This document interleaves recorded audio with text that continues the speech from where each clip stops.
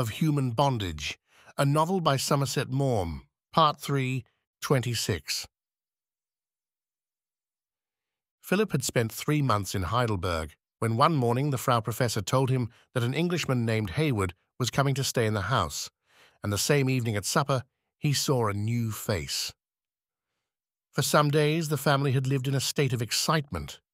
First, as the result of heaven knows what scheming, by dint of humble prayers and veiled threats, the parents of the young Englishman to whom Fräulein Tekla was engaged had invited her to visit them in England, and she had set off with an album of watercolours to show how accomplished she was, and a bundle of letters to prove how deeply the young man had compromised himself. A week later, Fräulein Hedwig, with radiant smiles, announced that the lieutenant of her affections was coming to Heidelberg with his father and mother. Exhausted by the importunity of their son, and touched by the dowry which Fräulein Hedwig's father offered, the lieutenant's parents had consented to pass through Heidelberg to make the young woman's acquaintance.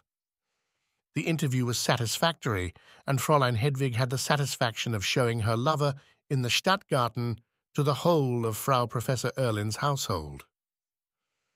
The silent old ladies who sat at the top of the table near the Frau Professor were in a flutter, and when Fräulein Hedwig said she was to go home at once for the formal engagement to take place, the Frau Professor, regardless of expense, said she would give a Mayball. Professor Erlin prided himself on his skill in preparing this mild intoxicant, and after supper the large bowl of hock and soda, with scented herbs floating in it, and wild strawberries, was placed with solemnity on the round table in the drawing-room. Fräulein Anna teased Philip about the departure of his lady-love, and he felt very uncomfortable and rather melancholy. Fräulein Hedwig sang several songs, Fräulein Anna played the wedding march, and the professor sang Die Wacht am Rhein. Amid all this jollification, Philip paid little attention to the new arrival. They had sat opposite one another at supper, but Philip was chattering busily with Fräulein Hedwig, and the stranger, knowing no German, had eaten his food in silence. Philip, observing that he wore a pale blue tie, had on that account taken a sudden dislike to him. He was a man of 26, very fair, with long, wavy hair through which he passed his hand frequently with a careless gesture. His eyes were large and blue, but the blue was very pale, and they looked rather tired already. He was clean-shaven, and his mouth, notwithstanding its thin lips, was well-shaped. Fräulein Anna took an interest in physiognomy, and she made Philip notice afterwards how finely shaped was his skull, and how weak was the lower part of his face. The head, she remarked, was the head of a thinker, but the jaw lacked character.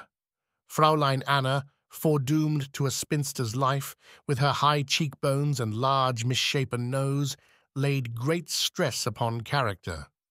While they talked of him, he stood a little apart from the others, watching the noisy party with a good-humoured but faintly supercilious expression. He was tall and slim. He held himself with a deliberate grace. Weeks, one of the American students, seeing him alone, went up and began to talk to him.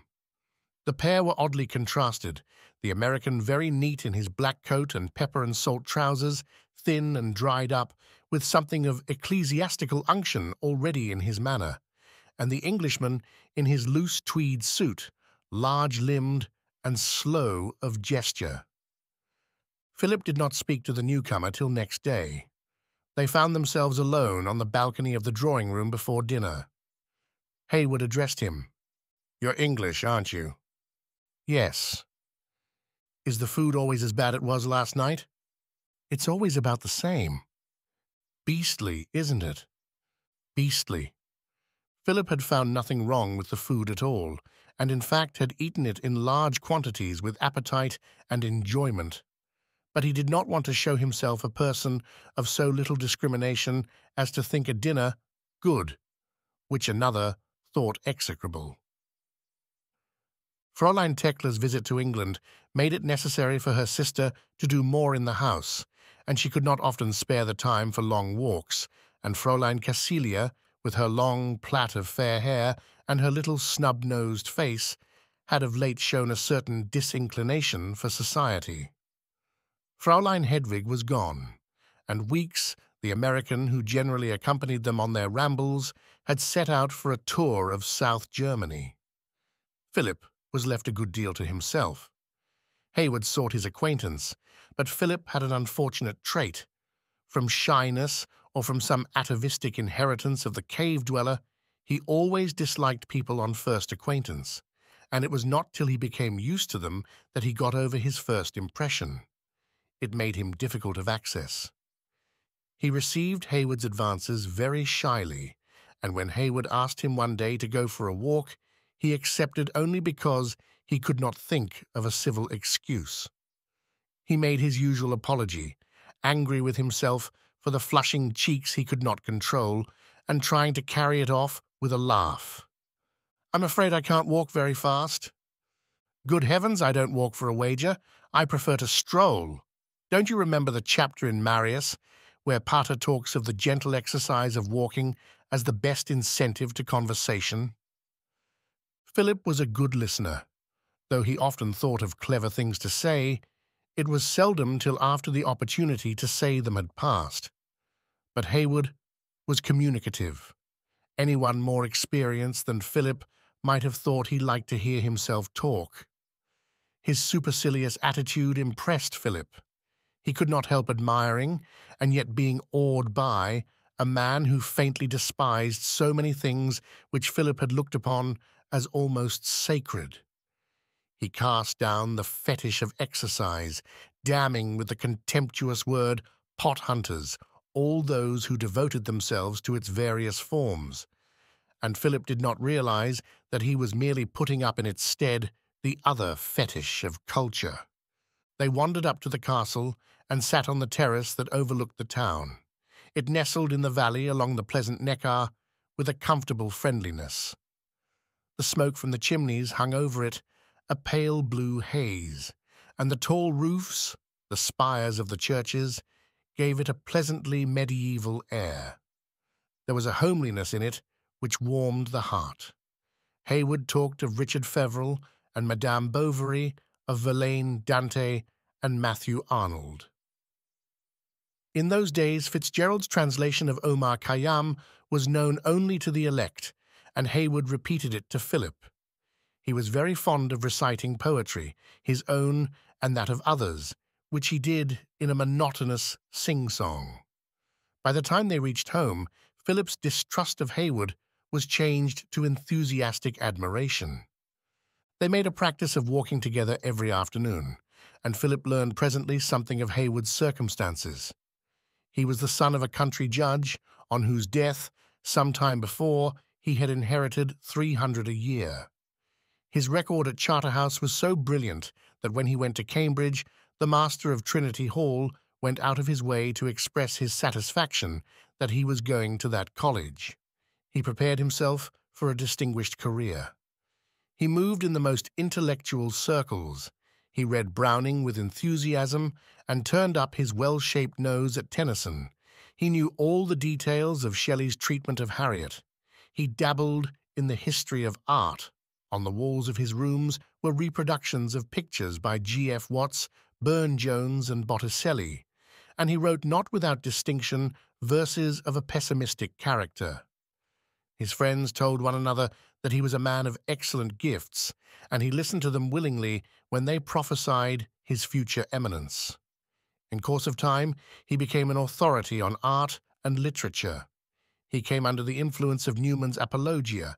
The picturesqueness of the Roman Catholic faith appealed to his aesthetic sensibility, and it was only the fear of his father's wrath, a plain, blunt man of narrow ideas who read Macaulay, which prevented him from going over. When he only got a pass degree, his friends were astonished, but he shrugged his shoulders and delicately insinuated that he was not the dupe of examiners. He made one feel that a first class was ever so slightly vulgar. He described one of the weavers with tolerant humor. Some fellow in an outrageous collar was asking him questions in logic. It was infinitely tedious, and suddenly he noticed that he wore elastic-sided boots. It was grotesque and ridiculous. So he withdrew his mind and thought of the Gothic beauty of the chapel at King's. But he had spent some delightful days at Cambridge. He had given better dinners than anyone he knew, and the conversation in his rooms had been often memorable. He quoted to Philip the exquisite epigram, "They told me, Heraclitus, they told me you were dead." And now, when he related again the picturesque little anecdote about the examiner and his boots, he laughed. Of course it was folly, he said, but it was a folly in which there was something fine. Philip, with a little thrill, thought it magnificent. Then Hayward went to London to read for the bar. He had charming rooms in Clement's Inn, with panelled walls, and he tried to make them look like his old rooms at the Hall. He had ambitions that were vaguely political. He described himself as a Whig, and he was put up for a club which was of liberal but gentlemanly flavour. His idea was to practice at the bar. He chose the Chancery side as less brutal, and get a seat for some pleasant constituency as soon as the various promises made him were carried out. Meanwhile, he went a great deal to the opera, and made acquaintance with a small number of charming people who admired the things that he admired. He joined a dining club of which the motto was the whole, the good, and the beautiful. He formed a platonic friendship with a lady some years older than himself who lived in Kensington Square, and nearly every afternoon he drank tea with her by the light of shaded candles and talked of George Meredith and Walter Pater. It was notorious that any fool could pass the examinations of the Bar Council, and he pursued his studies in a dilatory fashion. When he was ploughed for his final, he looked upon it as a personal affront. At the same time, the lady in Kensington Square told him that her husband was coming home from India on leave, and was a man, though worthy in every way, of a commonplace mind, who would not understand a young man's frequent visits. Hayward felt that life was full of ugliness. His soul revolted from the thought of affronting again the cynicism of examiners, and he saw something rather splendid in kicking away the ball which lay at his feet. He was also a good deal in debt. It was difficult to live in London like a gentleman on 300 a year, and his heart yearned for the Venice and Florence which John Ruskin had so magically described. He felt that he was unsuited to the vulgar bustle of the bar, for he had discovered that it was not sufficient to put your name on a door to get briefs, and modern politics seemed to lack nobility. He felt himself a poet. He disposed of his rooms in Clement's Inn and went to Italy. He had spent a winter in Florence and a winter in Rome, and now was passing his second summer abroad in Germany so that he might read Goethe in the original. Hayward had one gift which was very precious. He had a real feeling for literature, and he could impart his own passion with an admirable fluency. He could throw himself into sympathy with a writer and see all that was best in him, and then he could talk about him with understanding. Philip had read a great deal, but he had read without discrimination everything that he happened to come across, and it was very good for him now to meet someone who could guide his taste.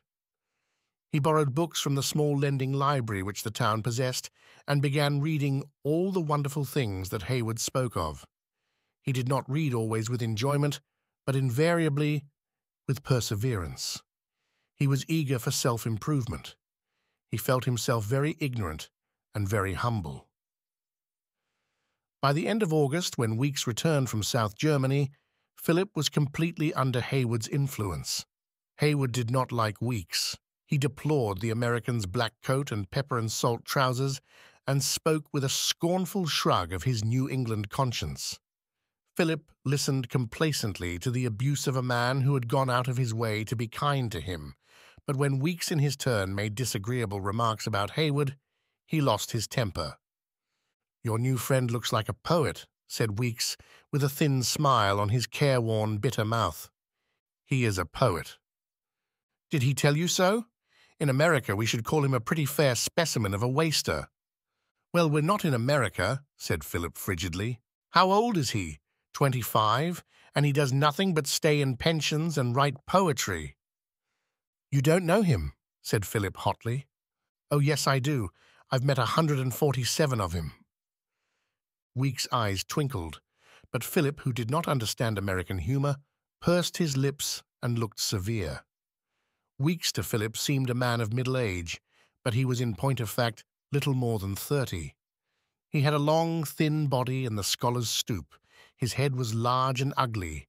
He had pale, scanty hair and an earthy skin.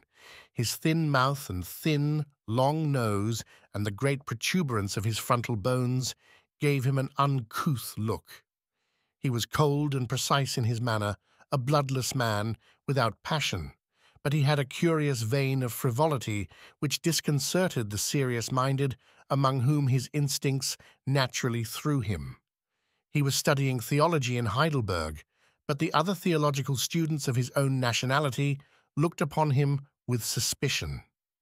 He was very unorthodox, which frightened them, and his freakish humor excited their disapproval.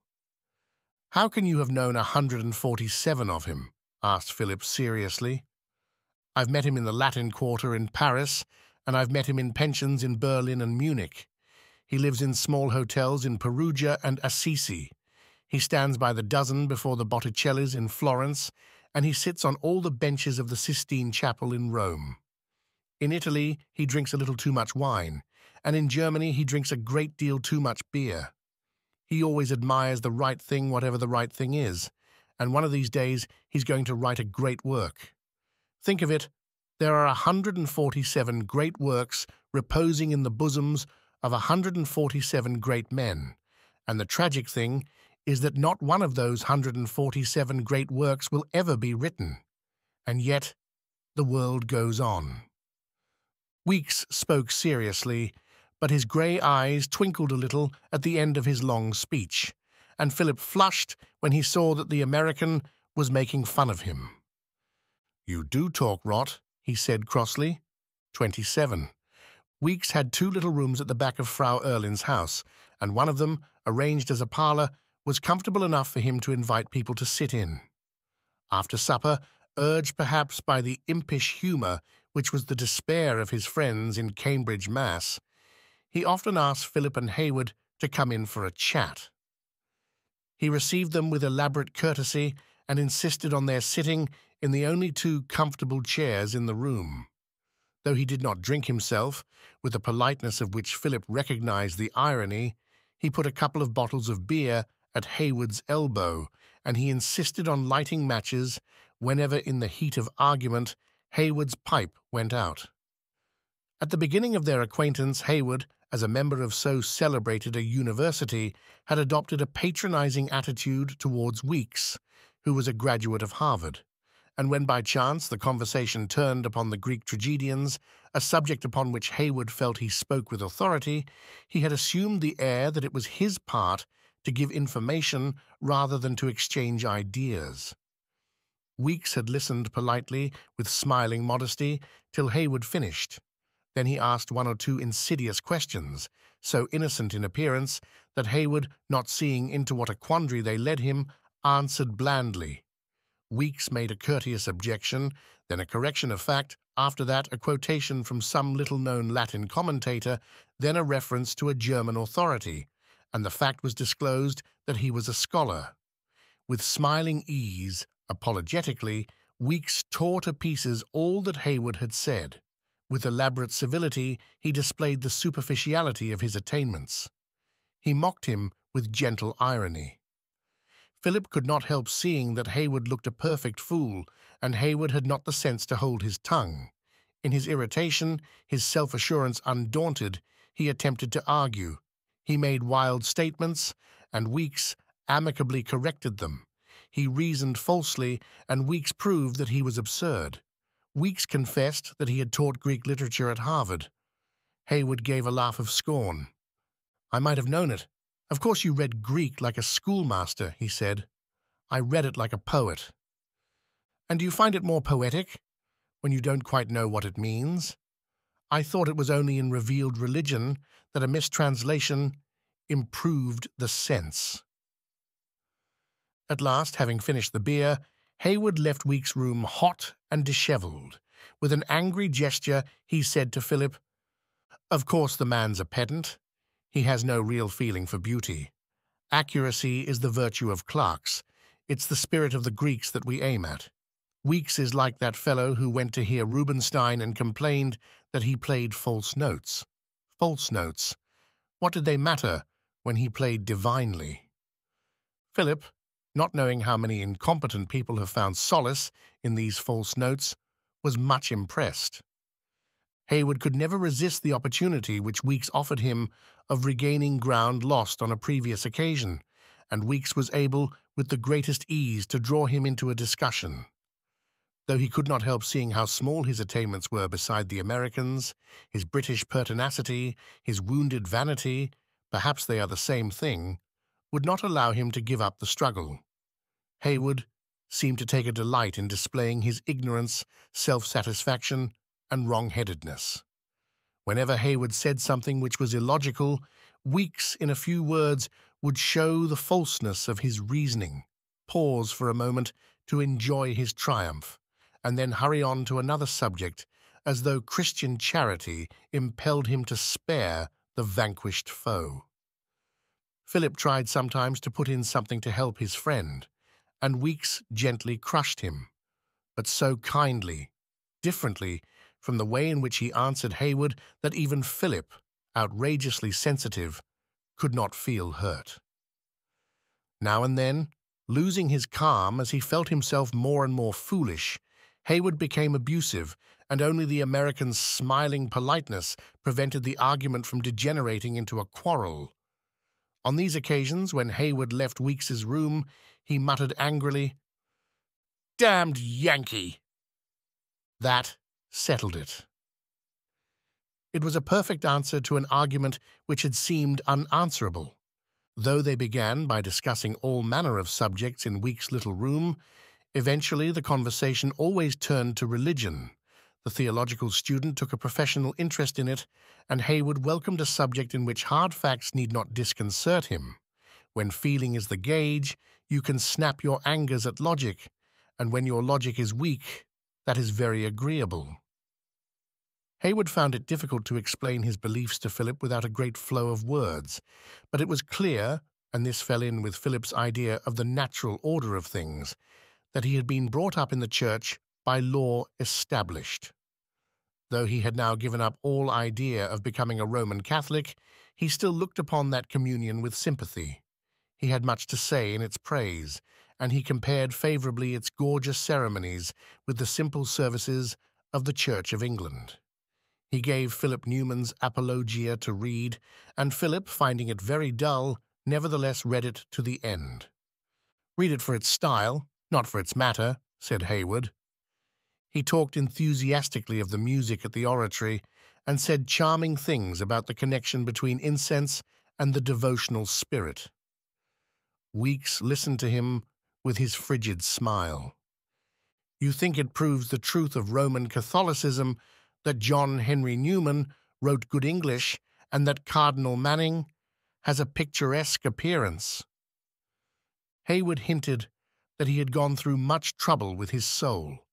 For a year he had swum in a sea of darkness. He passed his fingers through his fair, waving hair and told them that he would not for £500 endure again those agonies of mind. Fortunately, he had reached calm waters at last. "But what do you believe?" asked Philip, who was never satisfied with vague statements. "I believe in the whole, the good, and the beautiful." Hayward, with his loose large limbs and the fine carriage of his head, looked very handsome when he said this, and he said it with an air. "Is that how you would describe your religion in a census paper?" asked Weekes, in mild tones. "I hate the rigid definition. It's so ugly, so obvious. If you like, I will say that I believe in the Church of the Duke of Wellington and Mr. Gladstone." "That's the Church of England," said Philip.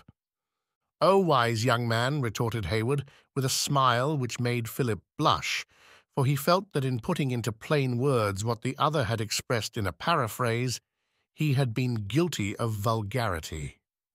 "I belong to the Church of England, but I love the gold and the silk which clothe the priest of Rome and his celibacy and the confessional and purgatory, and in the darkness of an Italian cathedral, incense-laden and mysterious, I believe with all my heart in the miracle of the Mass. In Venice I have seen a fisherwoman come in, barefoot, throw down her basket of fish by her side, fall on her knees, and pray to the Madonna, and that I felt was the real faith, and I prayed and believed with her. But I believe also in Aphrodite and Apollo and the great god Pan." He had a charming voice, and he chose his words as he spoke. He uttered them almost rhythmically. He would have gone on, but Weeks opened a second bottle of beer. "Let me give you something to drink." Hayward turned to Philip, with the slightly condescending gesture which so impressed the youth. "Now are you satisfied?" he asked. Philip, somewhat bewildered, confessed that he was. "I'm disappointed that you didn't add a little Buddhism," said Weeks, "and I confess I have a sort of sympathy for Mahomet. I regret that you should have left him out in the cold." Hayward laughed, for he was in a good humour with himself that evening, and the ring of his sentences still sounded pleasant in his ears. He emptied his glass. "I didn't expect you to understand me," he answered. "With your cold American intelligence, you can only adopt the critical attitude. Emerson and all that sort of thing. But what is criticism? Criticism is purely destructive.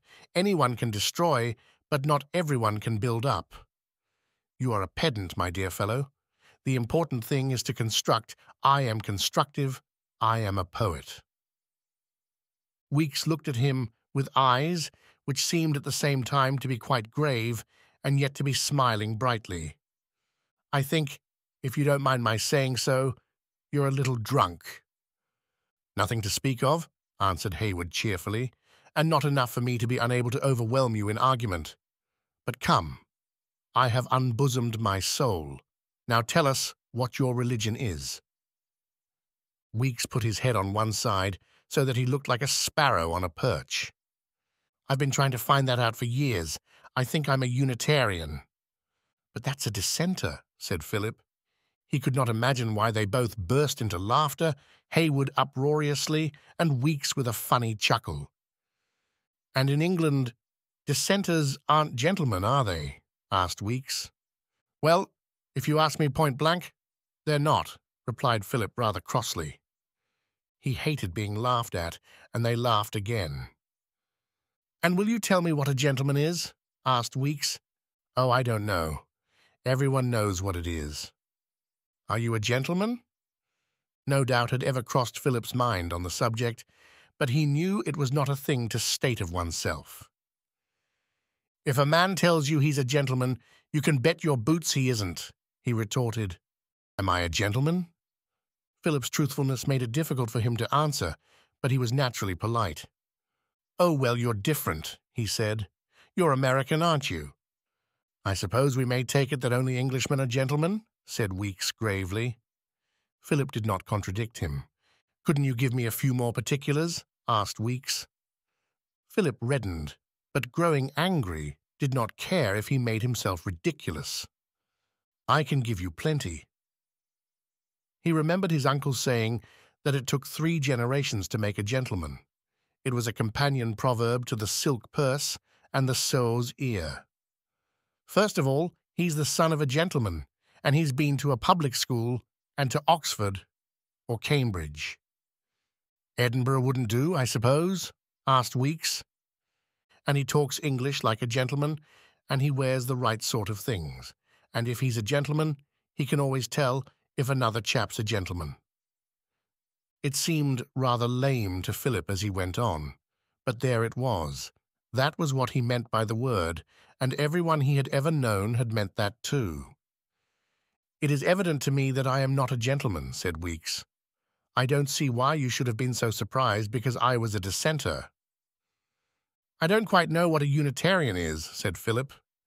Weeks, in his odd way again, put his head on one side. You almost expected him to twitter. A Unitarian very earnestly disbelieves in almost everything that anybody else believes, and he has a very lively, sustaining faith in he doesn't quite know what. "I don't see why you should make fun of me," said Philip. "I really want to know." "My dear friend, I'm not making fun of you. I have arrived at that definition after years of great labor and the most anxious, nerve-wracking study." When Philip and Haywood got up to go, Weeks handed Philip a little book in a paper cover. "I suppose you can read French pretty well by now. I wonder if this would amuse you." Philip thanked him, and taking the book, looked at the title. It was Renan's Vie de Jésus, 28. It occurred neither to Haywood nor to Weeks that the conversations which helped them to pass an idle evening were being turned over afterwards in Philip's active brain. It had never struck him before that religion was a matter upon which discussion was possible.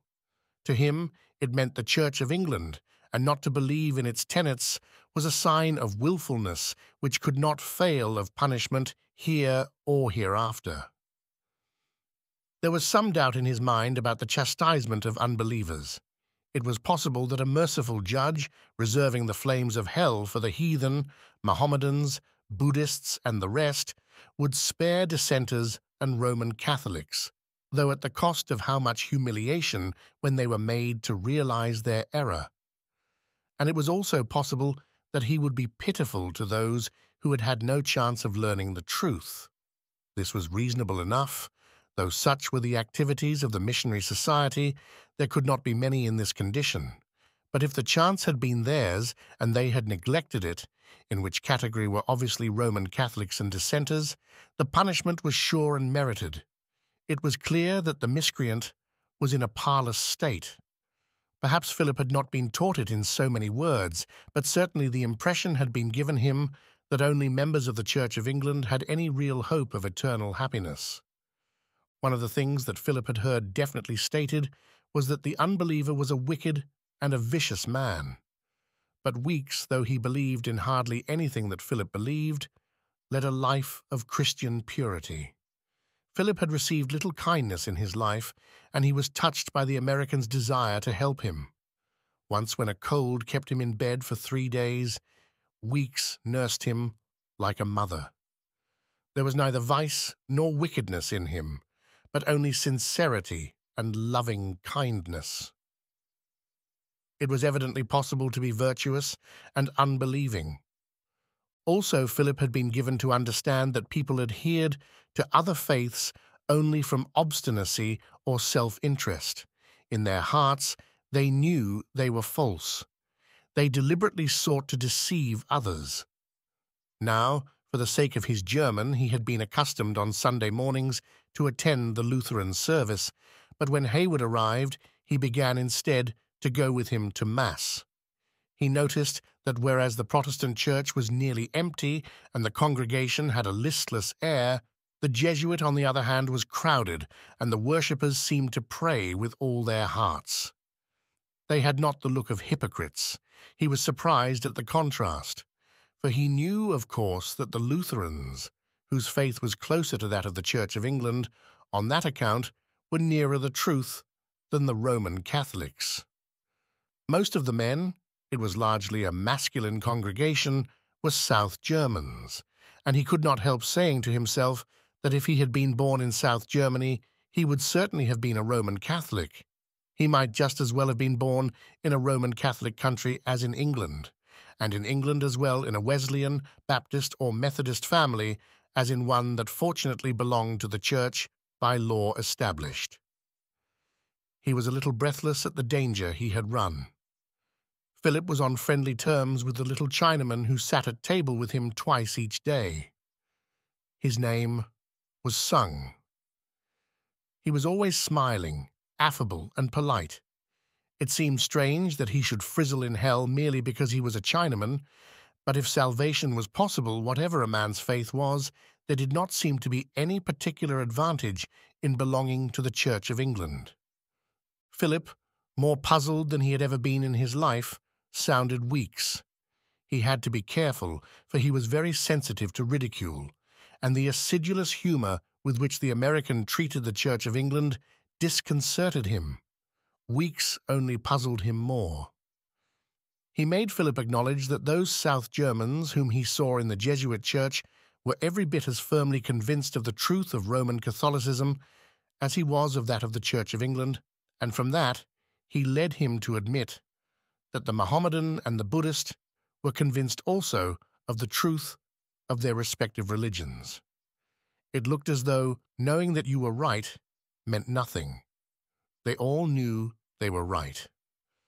Weeks had no intention of undermining the boy's faith, but he was deeply interested in religion and found it an absorbing topic of conversation. He had described his own views accurately when he said that he very earnestly disbelieved in almost everything that other people believed. Once Philip asked him a question, which he had heard his uncle put when the conversation at the vicarage had fallen upon some mildly rationalistic work which was then exciting discussion in the newspapers.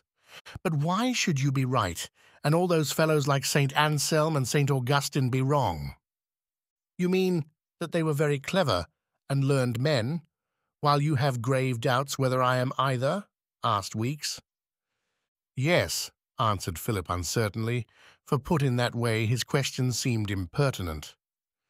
"St. Augustine believed that the earth was flat and that the sun turned round it." "I don't know what that proves." "Why, it proves that you believe with your generation. Your saints lived in an age of faith, when it was practically impossible to disbelieve what to us is positively incredible." "Then how do you know that we have the truth now?" "I don't." Philip thought this over for a moment. Then he said, "I don't see why the things we believe absolutely now shouldn't be just as wrong as what they believed in the past." "Neither do I." "Then how can you believe anything at all?" "I don't know." Philip asked Weeks what he thought of Hayward's religion. "Men have always formed gods in their own image," said Weeks. "He believes in the picturesque." Philip paused for a little while. Then he said, "I don't see why one should believe in God at all." The words were no sooner out of his mouth than he realized that he had ceased to do so. It took his breath away like a plunge into cold water. He looked at Weeks with startled eyes. Suddenly, he felt afraid. He left Weeks as quickly as he could. He wanted to be alone. It was the most startling experience that he had ever had. He tried to think it all out. It was very exciting, since his whole life seemed concerned. He thought his decision on this matter must profoundly affect its course, and a mistake might lead to eternal damnation. But the more he reflected, the more convinced he was. And though during the next few weeks he read books, aids to skepticism, with eager interest, it was only to confirm him in what he felt instinctively. The fact was that he had ceased to believe not for this reason or the other, but because he had not the religious temperament. Faith had been forced upon him from the outside. It was a matter of environment and example. A new environment and a new example gave him the opportunity to find himself. He put off the faith of his childhood quite simply, like a cloak that he no longer needed. At first life seemed strange and lonely without the belief which, though he never realized it, had been an unfailing support. He felt like a man who has leaned on a stick and finds himself forced suddenly to walk without assistance. It really seemed as though the days were colder and the nights more solitary. But he was upheld by the excitement. It seemed to make life a more thrilling adventure, and in a little while the stick which he had thrown aside, the cloak which had fallen from his shoulders, seemed an intolerable burden of which he had been eased. The religious exercises which for so many years had been forced upon him were part and parcel of religion to him. He thought of the collects and epistles which he had been made to learn by heart, and the long services at the cathedral through which he had sat when every limb itched with the desire for movement. and he remembered those walks at night through muddy roads to the parish church at Blackstable and the coldness of that bleak building. He sat with his feet like ice, his fingers numb and heavy, and all around was the sickly odour of pomatum. Oh, he had been so bored. His heart leaped when he saw he was free from all that. He was surprised at himself because he ceased to believe so easily, and not knowing that he felt as he did on account of the subtle workings of his inmost nature, he ascribed the certainty he had reached to his own cleverness. He was unduly pleased with himself. With youth's lack of sympathy for an attitude other than its own, he despised not a little Weeks and Hayward, because they were content with the vague emotion which they called God, and would not take the further step which to himself seemed so obvious. One day he went alone up a certain hill, so that he might see a view which, he knew not why, filled him always with wild exhilaration. It was autumn now, but often the days were cloudless still, and then the sky seemed to glow with a more splendid light. It was as though nature consciously sought to put a fuller vehemence into the remaining days of fair weather. He looked down upon the plain, aquiver with the sun, stretching vastly before him. In the distance were the roofs of Mannheim, and ever so far away the dimness of Worms. Here and there a more piercing glitter was the Rhine. The tremendous spaciousness of it was glowing with rich gold. Philip, as he stood there, his heart beating with sheer joy, thought how the tempter had stood with Jesus on a high mountain and shown him the kingdoms of the earth. To Philip, intoxicated with the beauty of the scene, it seemed that it was the whole world which was spread before him, and he was eager to step down and enjoy it. He was free from degrading fears and free from prejudice.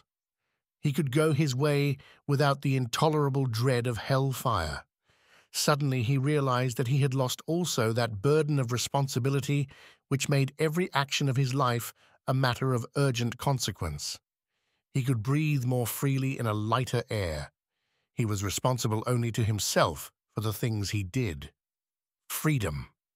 He was his own master at last. From old habit, unconsciously, he thanked God that he no longer believed in him. Drunk with pride in his intelligence and in his fearlessness, Philip entered deliberately upon a new life. But his loss of faith made less difference in his behavior than he expected. Though he had thrown on one side the Christian dogmas, it never occurred to him to criticize the Christian ethics.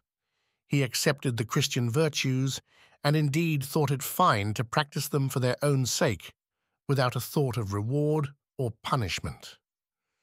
There was small occasion for heroism in the Frau Professor's house, but he was a little more exactly truthful than he had been, and he forced himself to be more than commonly attentive to the dull, elderly ladies who sometimes engaged him in conversation. The gentle oath, the violent adjective, which are typical of our language, and which he had cultivated before as a sign of manliness, he now elaborately eschewed. Having settled the whole matter to his satisfaction, he sought to put it out of his mind, but that was more easily said than done, and he could not prevent the regrets nor stifle the misgivings which sometimes tormented him. He was so young and had so few friends that immortality had no particular attractions for him, and he was able without trouble to give up belief in it. But there was one thing which made him wretched. He told himself that he was unreasonable. He tried to laugh himself out of such pathos, but the tears really came to his eyes when he thought that he would never see again the beautiful mother whose love for him had grown more precious as the years since her death passed on. And sometimes, as though the influence of innumerable ancestors, God-fearing and devout, were working in him unconsciously, there seized him a panic fear that perhaps after all it was all true, and there was up there behind the blue sky a jealous God who would punish in everlasting flames the atheist. At these times his reason could offer him no help. He imagined the anguish of a physical torment which would last endlessly. He felt quite sick with fear and burst into a violent sweat. At last he would say to himself desperately, "After all, it's not my fault. I can't force myself to believe. If there is a God after all, and he punishes me because I honestly don't believe in him, I can't help it." 29. Winter set in. Weeks went to Berlin to attend the lectures of Paulson, and Hayward began to think of going south. The local theatre opened its doors. Philip and Hayward went to it 2 or 3 times a week with the praiseworthy intention of improving their German, and Philip found it a more diverting manner of perfecting himself in the language than listening to sermons. They found themselves in the midst of a revival of the drama. Several of Ibsen's plays were on the repertory for the winter. Sudermann's Die Ehre was then a new play, and on its production in the quiet university town caused the greatest excitement. It was extravagantly praised and bitterly attacked. Other dramatists followed with plays written under the modern influence, and Philip witnessed a series of works in which the vileness of mankind was displayed before him. He had never been to a play in his life till then. Poor touring companies sometimes came to the assembly rooms at Blackstable, but the vicar, partly on account of his profession, partly because he thought it would be vulgar, never went to see them, and the passion of the stage seized him. He felt a thrill the moment he got into the little, shabby, ill-lit theatre. Soon he came to know the peculiarities of the small company, and by the casting could tell at once what were the characteristics of the persons in the drama. But this made no difference to him. To him, it was real life. It was a strange life, dark and tortured, in which men and women showed to remorseless eyes the evil that was in their hearts. A fair face concealed a depraved mind. The virtuous used virtue as a mask to hide their secret vice. The seeming strong fainted within with their weakness. The honest were corrupt, the chaste were lewd. You seemed to dwell in a room where the night before an orgy had taken place. The windows had not been opened in the morning. The air was foul with the dregs of beer and stale smoke and flaring gas. There was no laughter.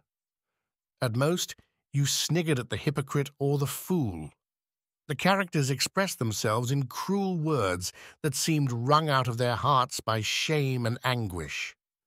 Philip was carried away by the sordid intensity of it.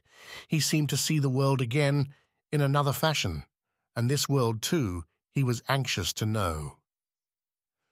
After the play was over, he went to a tavern and sat in the bright warmth with Hayward to eat a sandwich and drink a glass of beer.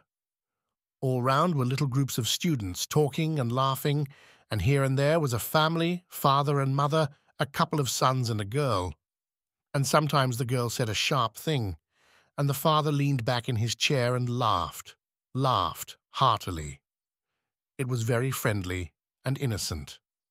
There was a pleasant homeliness in the scene, but for this Philip had no eyes.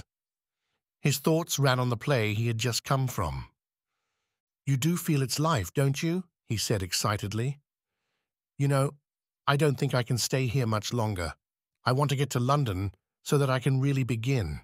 I want to have experiences. I'm so tired of preparing for life. I want to live it now." Sometimes Hayward left Philip to go home by himself.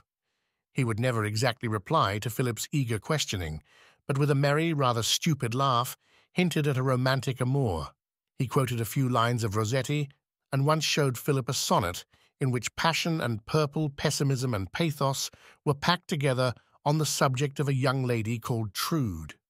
Hayward surrounded his sordid and vulgar little adventures with a glow of poetry, and thought he touched hands with Pericles and Pheidias, because to describe the object of his attentions he used the word hetaira instead of one of those, more blunt and apt, provided by the English language. Philip, in the daytime, had been led by curiosity to pass through the little street near the old bridge, with its neat white houses and green shutters, in which, according to Hayward, the Fraulein Trude lived. But the women with brutal faces and painted cheeks, who came out of their doors and cried out to him, filled him with fear, and he fled in horror from the rough hands that sought to detain him. He yearned above all things for experience, and felt himself ridiculous because, at his age, he had not enjoyed that which all fiction taught him was the most important thing in life. But he had the unfortunate gift of seeing things as they were, and the reality which was offered him differed too terribly from the ideal of his dreams.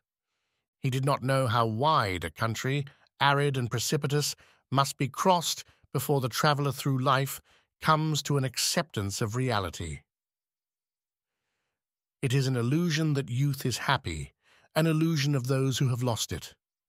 But the young know they are wretched, for they are full of the truthless ideals which have been instilled into them, and each time they come in contact with the real, they are bruised and wounded.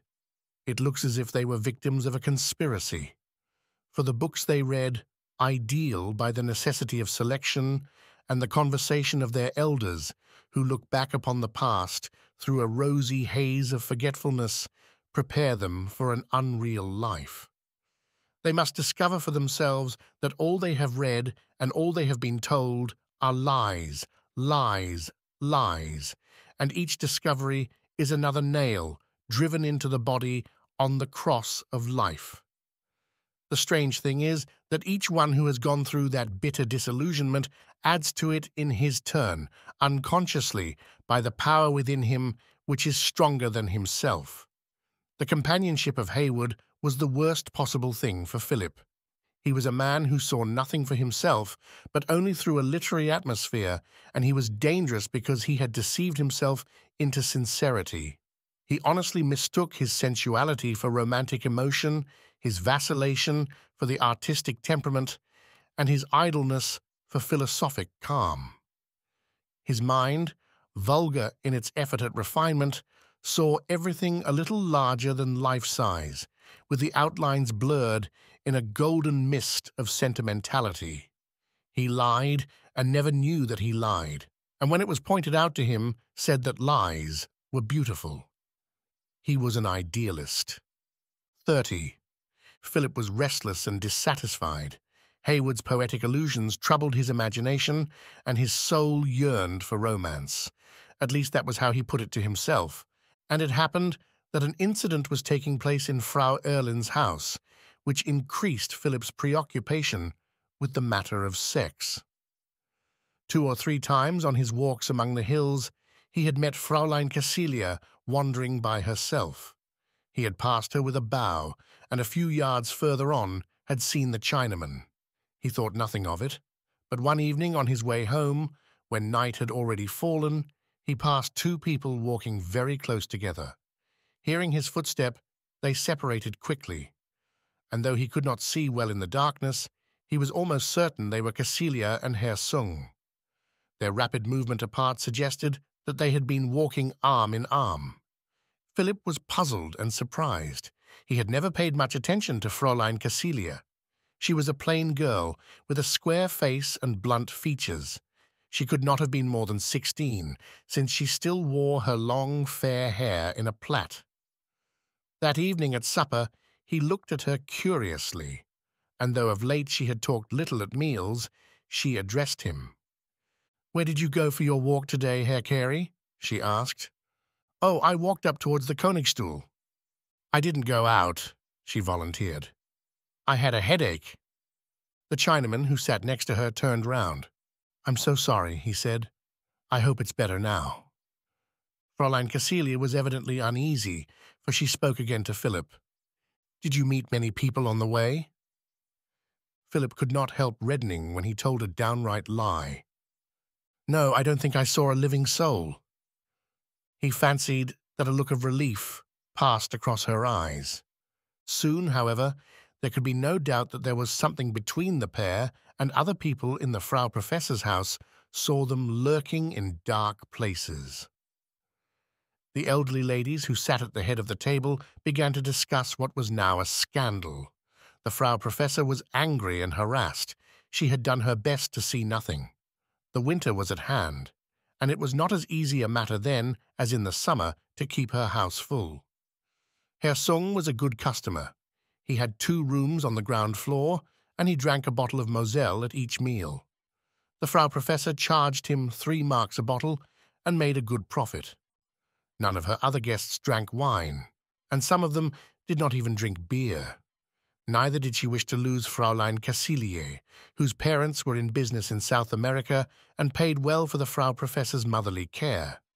And she knew that if she wrote to the girl's uncle, who lived in Berlin, he would immediately take her away. The Frau Professor contented herself with giving them both severe looks at table and, though she dared not be rude to the Chinaman, got a certain satisfaction out of incivility to Cassilier. But the 3 elderly ladies were not content. 2 were widows, and 1, a Dutch woman, was a spinster of masculine appearance. They paid the smallest possible sum for their pension and gave a good deal of trouble, but they were permanent, and therefore had to be put up with. They went to the Frau Professor and said that something must be done. It was disgraceful, and the house was ceasing to be respectable. The Frau Professor tried obstinacy, anger, tears, but the 3 old ladies routed her, and with a sudden assumption of virtuous indignation, she said that she would put a stop to the whole thing. After luncheon, she took Cassilia into her bedroom and began to talk very seriously to her, but to her amazement, the girl adopted a brazen attitude. She proposed to go about as she liked, and if she chose to walk with the Chinaman, she could not see it was anybody's business but her own. The Frau Professor threatened to write to her uncle. Then Uncle Heinrich will put me in a family in Berlin for the winter, and that will be much nicer for me. And Herr Sung will come to Berlin too. The Frau Professor began to cry. The tears rolled down her coarse, red, fat cheeks, and Cassilia laughed at her. That will mean 3 rooms empty all through the winter, she said. Then the Frau Professor tried another plan. She appealed to Fräulein Cassilia's better nature. She was kind, sensible, tolerant. She treated her no longer as a child, but as a grown woman.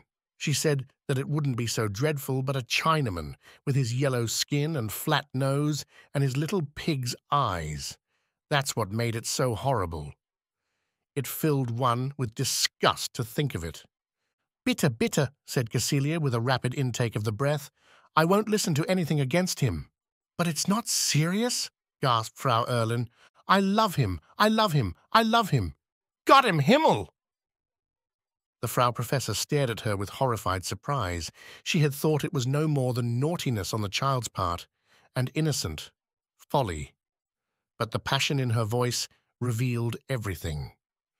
Cassilia looked at her for a moment with flaming eyes, and then with a shrug of her shoulders went out of the room.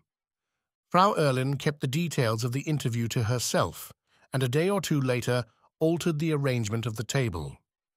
She asked Herr Sung if he would not come and sit at her end, and he, with his unfailing politeness, accepted with alacrity.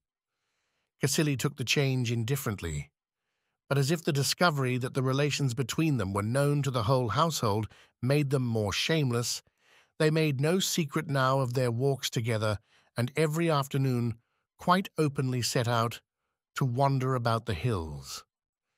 It was plain that they did not care what was said of them. At last, even the placidity of Professor Erlin was moved, and he insisted that his wife should speak to the Chinaman. She took him aside in his turn and expostulated. He was ruining the girl's reputation. He was doing harm to the house. He must see how wrong and wicked his conduct was. But she was met with smiling denials. Herr Sung did not know what she was talking about.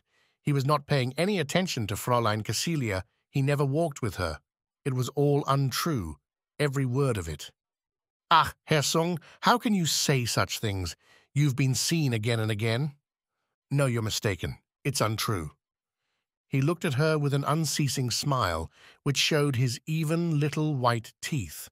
He was quite calm. He denied everything. He denied with bland effrontery.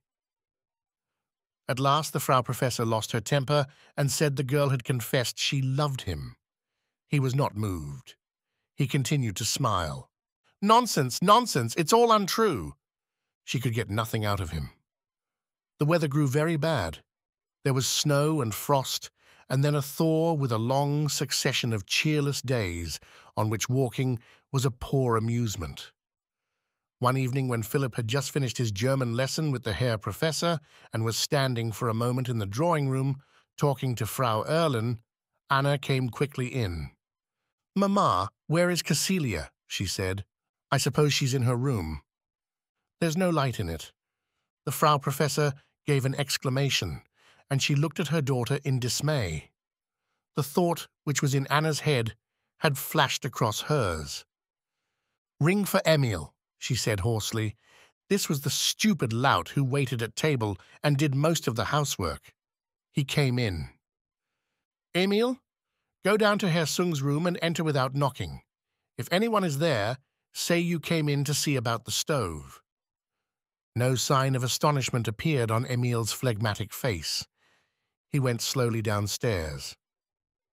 The Frau Professor and Anna left the door open and listened. Presently they heard Emil come up again, and they called him. "Was anyone there?" asked the Frau Professor. "Yes, Herr Sung was there." "Was he alone?" The beginning of a cunning smile narrowed his mouth. "No, Fräulein Cecilia was there." "Oh, it's disgraceful," cried the Frau Professor. Now he smiled broadly. "Fräulein Cecilia is there every evening. She spends hours at a time there." Frau Professor began to wring her hands. "Oh, how abominable! But why didn't you tell me?" "It was no business of mine," he answered, slowly shrugging his shoulders. "I suppose they paid you well? Go away. Go." He lurched clumsily to the door. "They must go away, Mamma," said Anna. "And who is going to pay the rent? And the taxes are falling due. It's all very well for you to say they must go away. If they go away, I can't pay the bills." She turned to Philip, with tears streaming down her face. "Ach, Herr Carey, you will not say what you have heard. If Fräulein Forster—" This was the Dutch spinster. "If Fräulein Forster knew, she would leave at once. And if they all go, we must close the house. I cannot afford to keep it." "Of course I won't say anything." "If she stays, I will not speak to her," said Anna. That evening at supper, Fräulein Cecilia, redder than usual, with a look of obstinacy on her face, took her place punctually. But Herr Sung did not appear, and for a while Philip thought he was going to shirk the ordeal.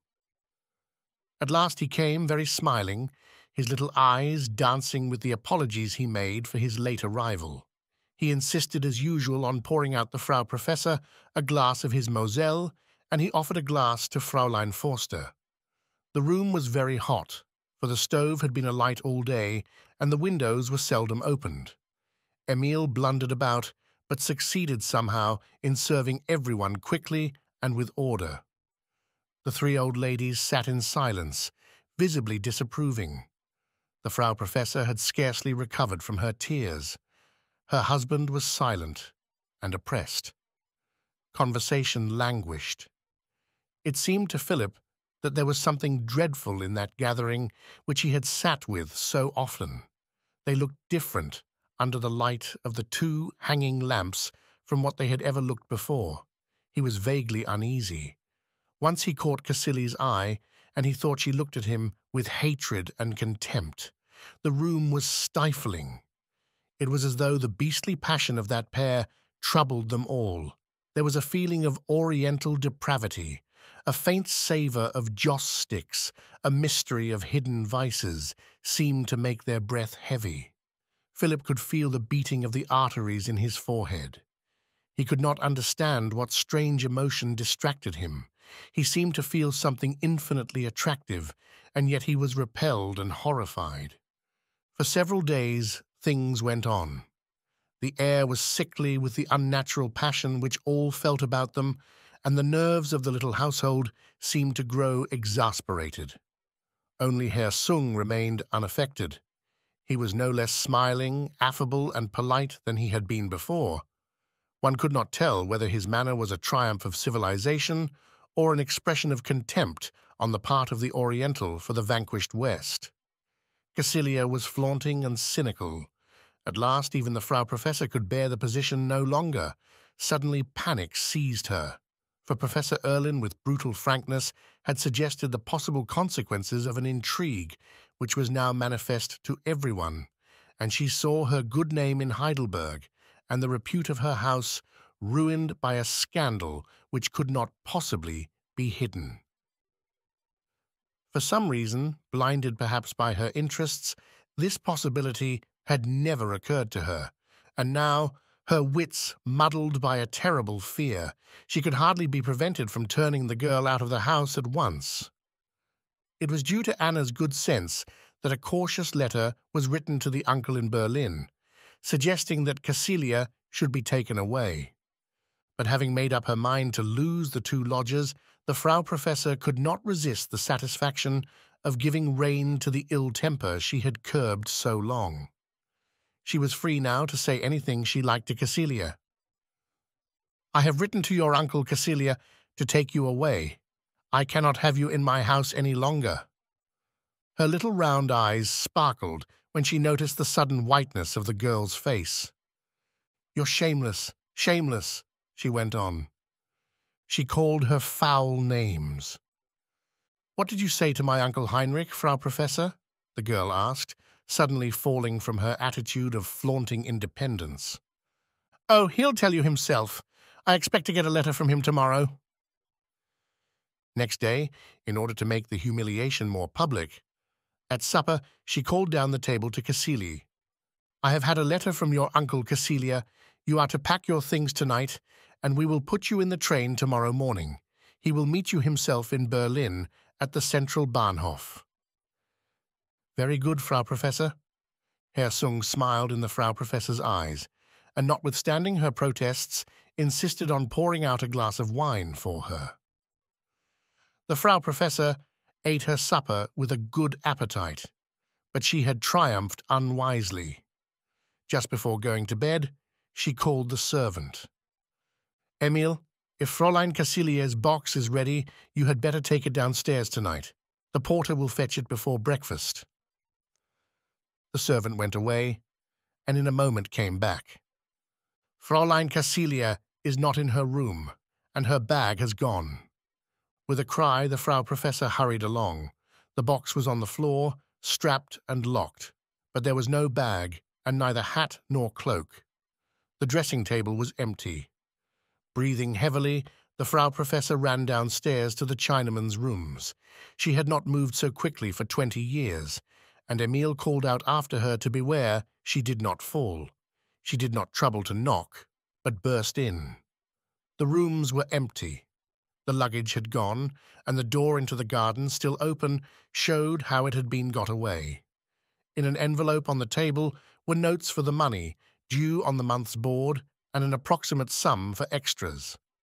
Groaning, suddenly overcome by her haste, the Frau Professor sank obesely onto a sofa. There could be no doubt. The pair had gone off together. Emil remained stolid and unmoved. 31.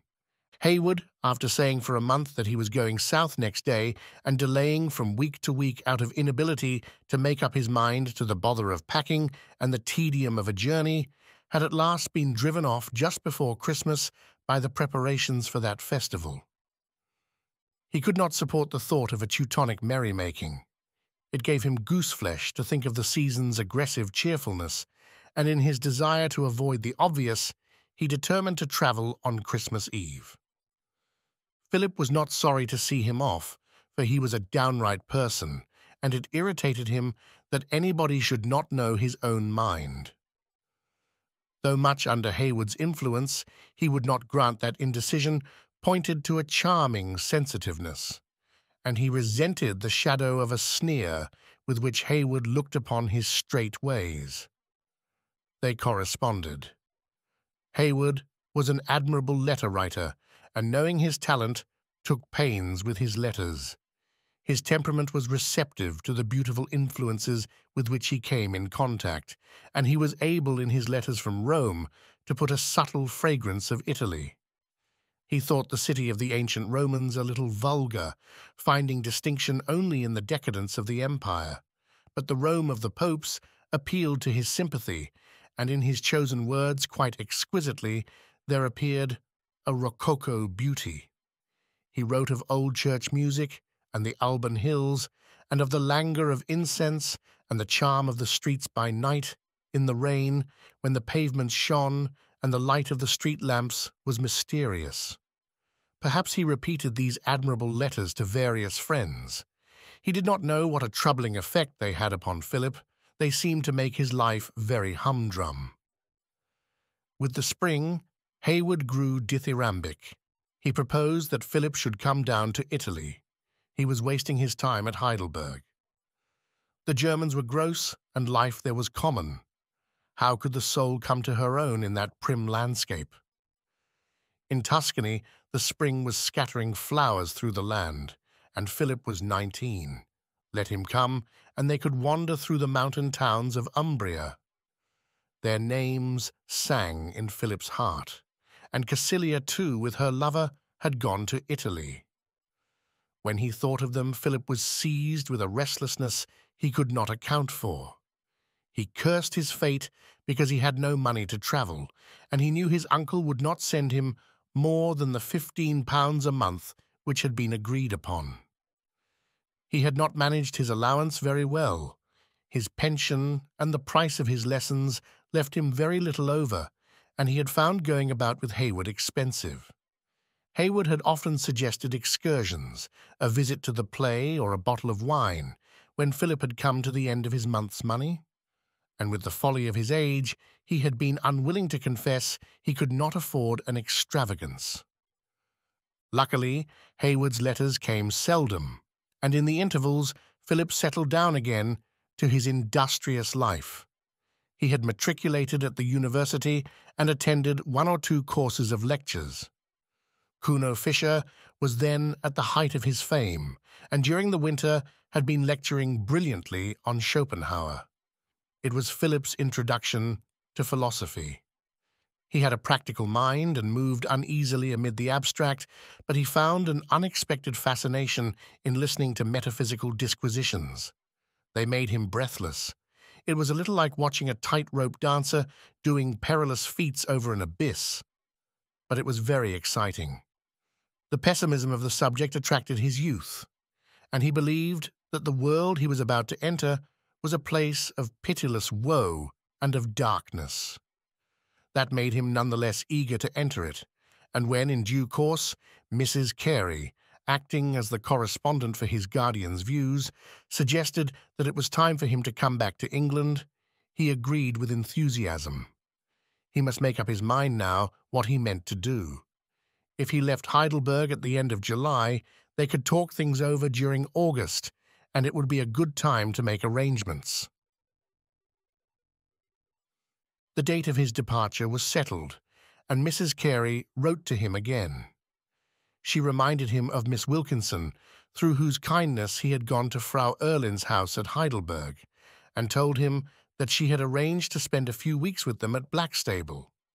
She would be crossing from Flushing on such and such a day, and if he travelled at the same time, he could look after her and come on to Blackstable in her company. Philip's shyness immediately made him write to say that he could not leave till a day or 2 afterwards.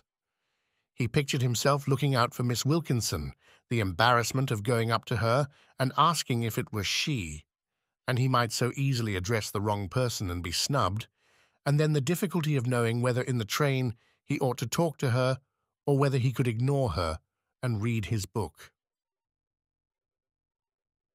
At last, he left Heidelberg. For 3 months he had been thinking of nothing but the future, and he went without regret. He never knew that he had been happy there. Fräulein Anna gave him a copy of Der Trompeter von Sackingen, and in return he presented her with a volume of William Morris. Very wisely, neither of them ever read the other's present. 32. Philip was surprised when he saw his uncle and aunt. He had never noticed before that they were quite old people. The vicar received him with his usual, not unamiable indifference.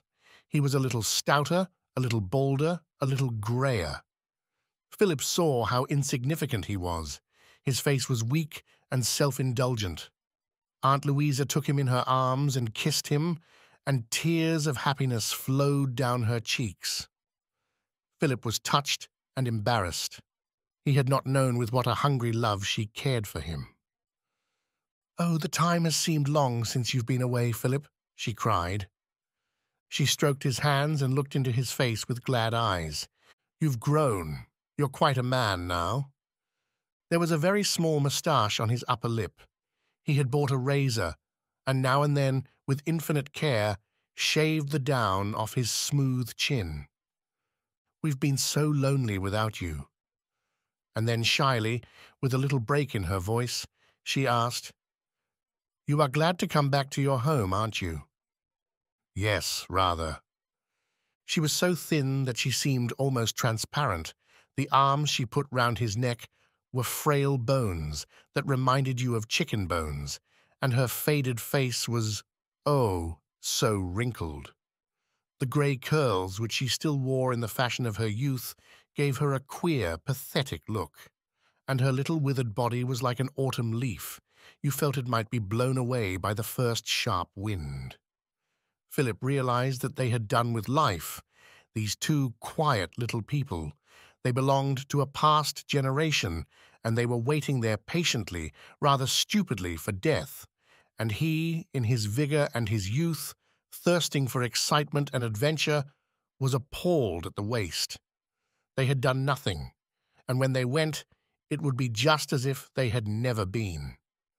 He felt a great pity for Aunt Louisa, and he loved her suddenly because she loved him. Then Miss Wilkinson, who had kept discreetly out of the way till the Careys had had a chance of welcoming their nephew, came into the room. "This is Miss Wilkinson, Philip," said Mrs. Carey. "The prodigal has returned," she said, holding out her hand. "I have brought a rose for the prodigal's buttonhole." With a gay smile, she pinned to Philip's coat the flower she had just picked in the garden. He blushed and felt foolish. He knew that Miss Wilkinson was the daughter of his Uncle William's last rector, and he had a wide acquaintance with the daughters of clergymen. They wore ill-cut clothes and stout boots. They were generally dressed in black, for in Philip's early years at Blackstable homespuns had not reached East Anglia, and the ladies of the clergy did not favour colours. Their hair was done very untidily, and they smelt aggressively of starched linen.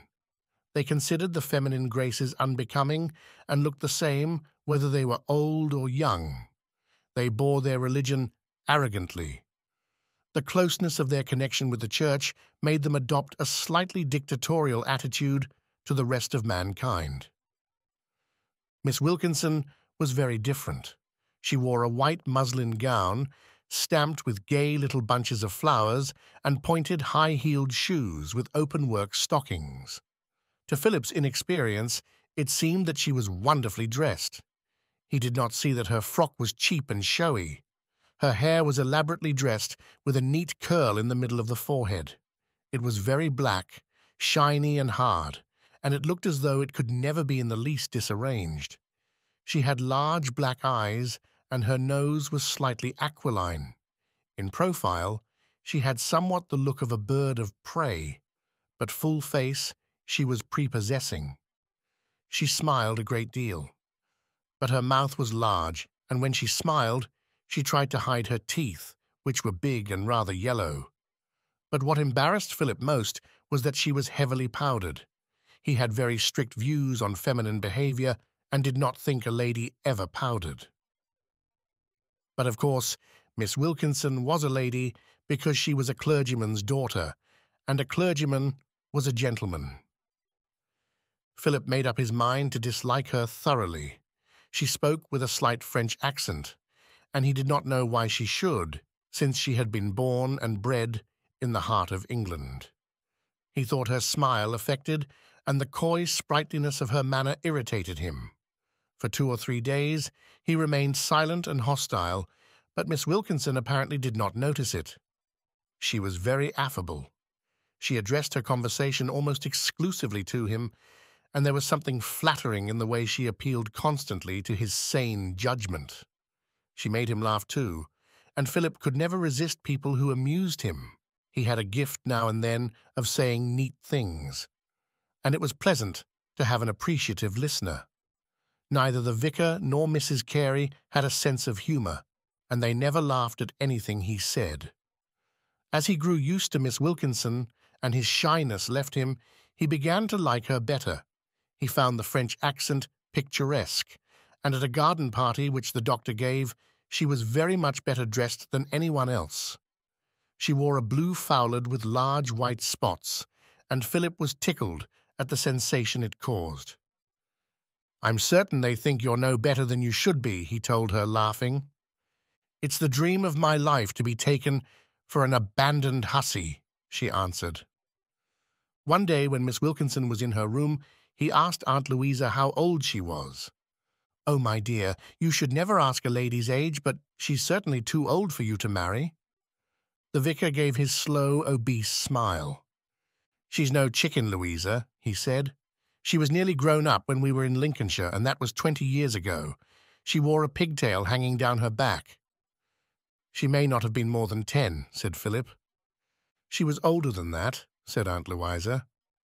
"I think she was near 20, said the vicar. "Oh, no, William. 16 or 17 at the outside." "That would make her well over 30, said Philip. At that moment, Miss Wilkinson tripped downstairs, singing a song by Benjamin Goddard. She had put her hat on, for she and Philip were going for a walk, and she held out her hand for him to button her glove. He did it awkwardly. He felt embarrassed, but gallant. Conversation went easily between them now, and as they strolled along, they talked of all manner of things. She told Philip about Berlin, and he told her of his year in Heidelberg. As he spoke, things which had appeared of no importance gained a new interest. He described the people at Frau Erlin's house, and to the conversations between Hayward and Weeks, which at the time seemed so significant, he gave a little twist so that they looked absurd. He was flattered at Miss Wilkinson's laughter. "I'm quite frightened of you," she said. "You're so sarcastic." Then she asked him playfully whether he had not had any love affairs at Heidelberg. Without thinking, he frankly answered that he had not, but she refused to believe him. "How secretive you are," she said. "At your age, is it likely?" He blushed and laughed. "You want to know too much," he said. "Ah, I thought so," she laughed triumphantly. "Look at him blushing." He was pleased that she should think he had been a sad dog, and he changed the conversation so as to make her believe he had all sorts of romantic things to conceal. He was angry with himself that he had not. There had been no opportunity. Miss Wilkinson was dissatisfied with her lot. She resented having to earn her living, and told Philip a long story of an uncle of her mother's, who had been expected to leave her a fortune, but had married his cook and changed his will. She hinted at the luxury of her home and compared her life in Lincolnshire, with horses to ride and carriages to drive in, with the mean dependence of her present state. Philip was a little puzzled when he mentioned this afterwards to Aunt Louisa, and she told him that when she knew the Wilkinsons, they had never had anything more than a pony and a dog-cart. Aunt Louisa had heard of the rich uncle, but as he was married and had children before Emily was born, she could never have had much hope of inheriting his fortune. Miss Wilkinson had little good to say of Berlin, where she was now in a situation. She complained of the vulgarity of German life, and compared it bitterly with the brilliance of Paris, where she had spent a number of years. She did not say how many. She had been governess in the family of a fashionable portrait painter who had married a Jewish wife of means, and in their house she had met many distinguished people. She dazzled Philip with their names. Actors from the Comédie Française had come to the house frequently, and Coquelin, sitting next her at dinner, had told her he had never met a foreigner who spoke such perfect French. Alphonse Daudet had come also, and he had given her a copy of Sappho. He had promised to write her name in it, but she had forgotten to remind him. She treasured the volume nonetheless, and she would lend it to Philip. Then there was Maupassant. Miss Wilkinson, with a rippling laugh, looked at Philip knowingly. What a man, but what a writer! Hayward had talked of Maupassant, and his reputation was not unknown to Philip. "Did he make love to you?" he asked. The words seemed to stick funnily in his throat, but he asked them nevertheless. He liked Miss Wilkinson very much now, and was thrilled by her conversation, but he could not imagine anyone making love to her. "What a question!" she cried. "Poor Guy! He made love to every woman he met. It was a habit that he could not break himself of." She sighed a little, and seemed to look back tenderly on the past. "He was a charming man," she murmured, and in a greater experience than Philip's would have guessed from these words the probabilities of the encounter. The distinguished writer invited to luncheon en famille, the governess coming in sedately with the two tall girls she was teaching. The introduction, Notre Miss Anglaise, Mademoiselle, and the luncheon, during which the Miss Anglaise sat silent, while the distinguished writer talked to his host and hostess. But to Philip, her words called up much more romantic fancies. "Do tell me all about him," he said excitedly.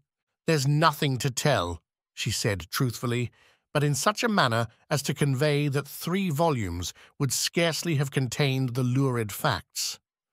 "You mustn't be curious." She began to talk of Paris. She loved the boulevards and the Bois. There was grace in every street, and the trees in the Champs-Élysées had a distinction which trees had not elsewhere. They were sitting on a stile now by the high road, and Miss Wilkinson looked with disdain upon the stately elms in front of them. And the theatres. The plays were brilliant, and the acting was incomparable. She often went with Madame Foyot, the mother of the girls she was educating, when she was trying on clothes. "Oh, what a misery to be poor," she cried. "These beautiful things, it's only in Paris they know how to dress, and not to be able to afford them. Poor Madame Foyot, she had no figure.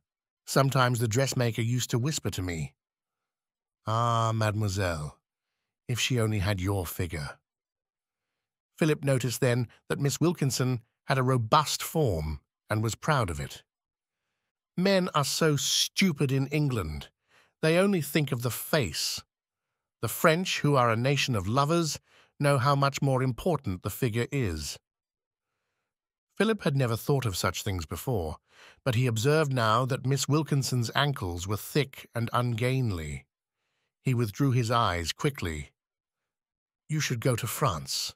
Why don't you go to Paris for a year? You would learn French, and it would deniaiser you." "What is that?" asked Philip. She laughed slyly. "You must look it out in the dictionary. Englishmen do not know how to treat women. They are so shy. Shyness is ridiculous in a man. They don't know how to make love. They can't even tell a woman she is charming without looking foolish." Philip felt himself absurd. Miss Wilkinson evidently expected him to behave very differently, and he would have been delighted to say gallant and witty things, but they never occurred to him, and when they did, he was too much afraid of making a fool of himself to say them. "Oh, I love Paris," sighed Miss Wilkinson, "but I had to go to Berlin. I was with the Foyots till the girls married, and then I could get nothing to do, and I had the chance of this post in Berlin. They're relations of Madame Foyot, and I accepted. I had a tiny apartment in the Rue Breda on the 5e. It wasn't at all respectable. You know about the Rue Breda, ces dames, you know." Philip nodded, not knowing at all what she meant, but vaguely suspecting, and anxious she should not think him too ignorant. "But I didn't care. Je suis libre, n'est-ce pas?"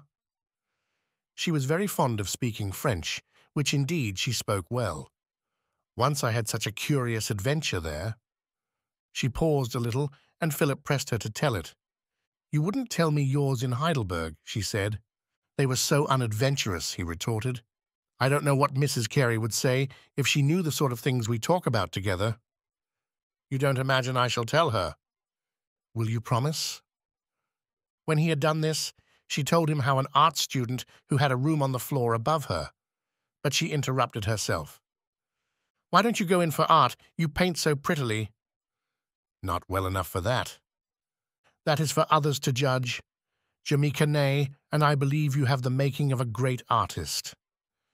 Can't you see Uncle William's face if I suddenly told him I wanted to go to Paris and study art? You're your own master, aren't you? You're trying to put me off. Please go on with the story. Miss Wilkinson, with a little laugh, went on. The art student had passed her several times on the stairs, and she had paid no particular attention.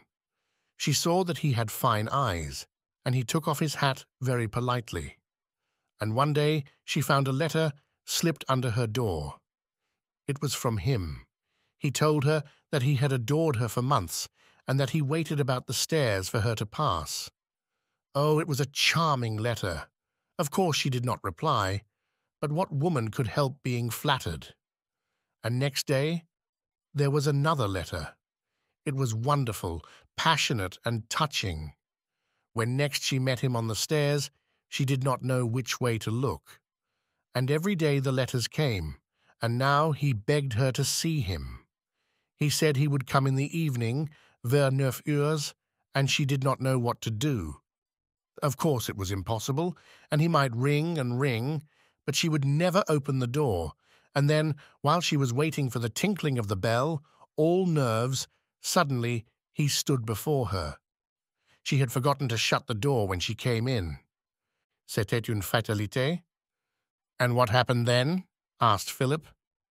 That is the end of the story, she replied, with a ripple of laughter. Philip was silent for a moment. His heart beat quickly, and strange emotions seemed to be hustling one another in his heart. He saw the dark staircase and the chance meetings, and he admired the boldness of the letters. Oh, he would never have dared to do that. And then the silent, almost mysterious entrance. It seemed to him the very soul of romance. What was he like? Oh, he was handsome, charmant garçon. Do you know him still? Philip felt a slight feeling of irritation as he asked this. He treated me abominably. Men are always the same.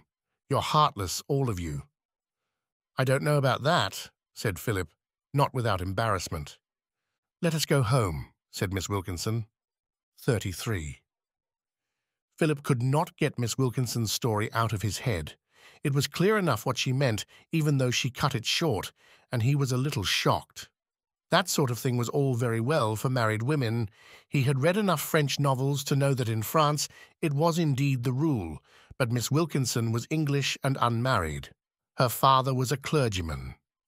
Then it struck him that the art student probably was neither the first nor the last of her lovers, and he gasped. He had never looked upon Miss Wilkinson like that. It seemed incredible that anyone should make love to her. In his ingenuousness, he doubted her story as little as he doubted what he read in books, and he was angry that such wonderful things never happened to him. It was humiliating that if Miss Wilkinson insisted upon his telling her of his adventures in Heidelberg, he would have nothing to tell. It was true that he had some power of invention, but he was not sure whether he could persuade her that he was steeped in vice. Women were full of intuition. He had read that, and she might easily discover that he was fibbing. He blushed scarlet as he thought of her laughing up her sleeve. Miss Wilkinson played the piano and sang in a rather tired voice, but her songs, Massenet, Benjamin Goddard, and Augusta Holmes, were new to Philip, and together they spent many hours at the piano. One day she wondered if he had a voice and insisted on trying it. She told him he had a pleasant baritone and offered to give him lessons. At first, with his usual bashfulness, he refused, but she insisted, and then every morning at a convenient time after breakfast, she gave him an hour's lesson. She had a natural gift for teaching, and it was clear that she was an excellent governess. She had method and firmness. Though her French accent was so much part of her that it remained, all the mellifluousness of her manner left her when she was engaged in teaching. She put up with no nonsense. Her voice became a little peremptory, and instinctively she suppressed inattention and corrected slovenliness. She knew what she was about and put Philip to scales and exercises. When the lesson was over, she resumed without effort her seductive smiles. Her voice became again soft and winning, but Philip could not so easily put away the pupil as she the pedagogue, and this impression convicted with the feelings her stories had aroused in him. He looked at her more narrowly. He liked her much better in the evening than in the morning. In the morning she was rather lined, and the skin of her neck was just a little rough. He wished she would hide it, but the weather was very warm just then, and she wore blouses which were cut low. She was very fond of white. In the morning it did not suit her. At night she often looked very attractive. She put on a gown which was almost a dinner dress, and she wore a chain of garnets round her neck. The lace about her bosom and at her elbows gave her a pleasant softness, and the scent she wore, at Blackstable, no one used anything but eau de cologne, and that only on Sundays or when suffering from a sick headache, was troubling and exotic. She really looked very young then. Philip was much exercised over her age. He added 20 and 17 together and could not bring them to a satisfactory total. He asked Aunt Louisa more than once why she thought Miss Wilkinson was 37. She didn't look more than 30, and everyone knew that foreigners aged more rapidly than English women. Miss Wilkinson had lived so long abroad that she might almost be called a foreigner. He personally wouldn't have thought her more than 26. "She's more than that," said Aunt Louisa. Philip did not believe in the accuracy of the Careys' statements. All they distinctly remembered was that Miss Wilkinson had not got her hair up the last time they saw her in Lincolnshire. Well, she might have been 12 then. It was so long ago, and the vicar was always so unreliable. They said it was 20 years ago, but people used round figures, and it was just as likely to be 18 years or 17. 17 and 12 were only 29, and hang it all, that wasn't old, was it? Cleopatra was 48 when Antony threw away the world for her sake. It was a fine summer. Day after day was hot and cloudless, but the heat was tempered by the neighborhood of the sea, and there was a pleasant exhilaration in the air, so that one was excited and not oppressed by the August sunshine. There was a pond in the garden in which a fountain played. Water lilies grew in it, and gold fish sunned themselves on the surface. Philip and Miss Wilkinson used to take rugs and cushions there after dinner and lie on the lawn in the shade of a tall hedge of roses. They talked and read all the afternoon. They smoked cigarettes, which the vicar did not allow in the house. He thought smoking a disgusting habit, and used frequently to say that it was disgraceful for anyone to grow a slave to a habit. He forgot that he was himself a slave to afternoon tea. One day Miss Wilkinson gave Philip La Vie de Bohème. She had found it by accident when she was rummaging among the books in the vicar's study. It had been bought in a lot with something Mr. Carey wanted, and had remained undiscovered for 10 years. Philip began to read Murger's fascinating, ill-written, absurd masterpiece, and fell at once under its spell.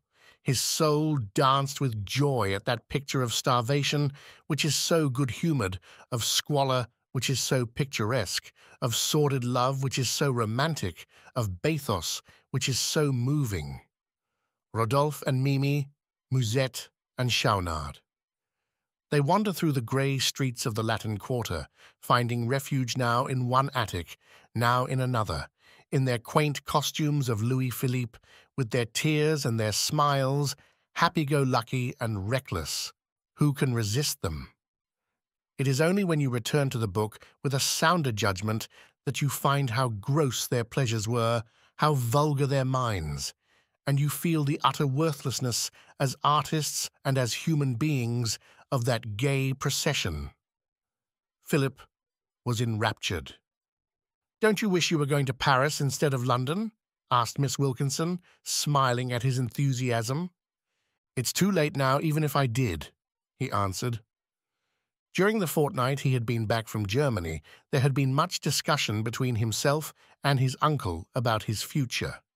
He had refused definitely to go to Oxford, and now that there was no chance of his getting scholarships, even Mr. Carey came to the conclusion that he could not afford it. His entire fortune had consisted of only £2,000, and though it had been invested in mortgages at 5%, he had not been able to live on the interest. It was now a little reduced. It would be absurd to spend £200 a year, the least he could live on at a university, for 3 years at Oxford, which would lead him no nearer to earning his living. He was anxious to go straight to London. Mrs. Carey thought there were only 4 professions for a gentleman: the army, the navy, the law, and the church. She had added medicine because her brother-in-law practiced it, but did not forget that in her young days no one ever considered the doctor a gentleman. The first 2 were out of the question, and Philip was firm in his refusal to be ordained. Only the law remained. The local doctor had suggested that many gentlemen now went in for engineering, but Mrs. Carey opposed the idea at once. "I shouldn't like Philip to go into trade," she said. "No, he must have a profession," answered the vicar. "Why not make him a doctor like his father?" "I should hate it," said Philip. Mrs. Carey was not sorry. The bar seemed out of the question, since he was not going to Oxford, for the Careys were under the impression that a degree was still necessary for success in that calling. And finally, it was suggested that he should become articled to a solicitor. They wrote to the family lawyer, Albert Nixon, who was co-executor with the vicar of Blackstable for the late Henry Carey's estate, and asked him whether he would take Philip. In a day or 2, the answer came back that he had not a vacancy, and was very much opposed to the whole scheme.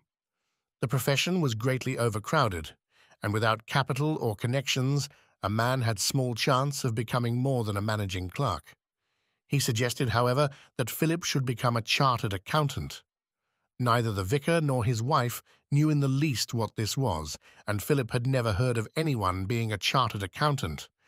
But another letter from the solicitor explained that the growth of modern businesses and the increase of companies had led to the formation of many firms of accountants to examine the books and put into the financial affairs of their clients an order which old-fashioned methods had lacked.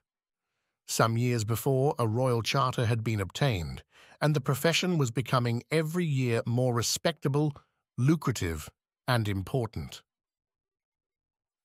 The chartered accountants whom Albert Nixon had employed for 30 years happened to have a vacancy for an articled pupil, and would take Philip for a fee of £300. Half of this would be returned during the 5 years the articles lasted in the form of salary. The prospect was not exciting, but Philip felt that he must decide on something, and the thought of living in London overbalanced the slight shrinking he felt. The vicar of Blackstable wrote to ask Mr. Nixon whether it was a profession suited to a gentleman, and Mr. Nixon replied that since the charter, men were going into it who had been to public schools and a university. Moreover, if Philip disliked the work, and after a year wished to leave, Herbert Carter, for that was the accountant's name, would return half the money paid for the articles. This settled it, and it was arranged that Philip should start work on the 15th of September. "I have a full month before me," said Philip. "And then you go to freedom and I to bondage," returned Miss Wilkinson. Her holidays were to last 6 weeks, and she would be leaving Blackstable only a day or 2 before Philip. "I wonder if we shall ever meet again," she said. "I don't know why not." "Oh, don't speak in that practical way. I never knew anyone so unsentimental." Philip reddened. He was afraid that Miss Wilkinson would think him a milksop. After all, she was a young woman, sometimes quite pretty, and he was getting on for 20. It was absurd that they should talk of nothing but art and literature. He ought to make love to her. They had talked a good deal of love. There was the art student in the Rue Breda, and then there was the painter, in whose family she had lived so long in Paris. He had asked her to sit for him, and had started to make love to her so violently that she was forced to invent excuses not to sit to him again. It was clear enough that Miss Wilkinson was used to attentions of that sort. She looked very nice now in a large straw hat.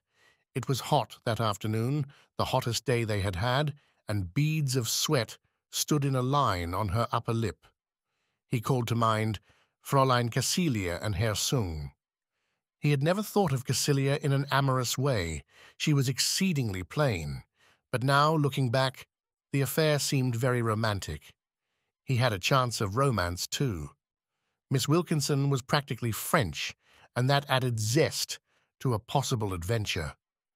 When he thought of it at night in bed, or when he sat by himself in the garden reading a book, he was thrilled by it. But when he saw Miss Wilkinson, it seemed less picturesque. At all events, after what she had told him, she would not be surprised if he made love to her. He had a feeling that she must think it odd of him to make no sign. Perhaps it was only his fancy. But once or twice in the last day or two, he had imagined that there was a suspicion of contempt in her eyes. "A penny for your thoughts," said Miss Wilkinson, looking at him with a smile. "I'm not going to tell you," he answered. He was thinking that he ought to kiss her there and then. He wondered if she expected him to do it. But after all, he didn't see how he could without any preliminary business at all.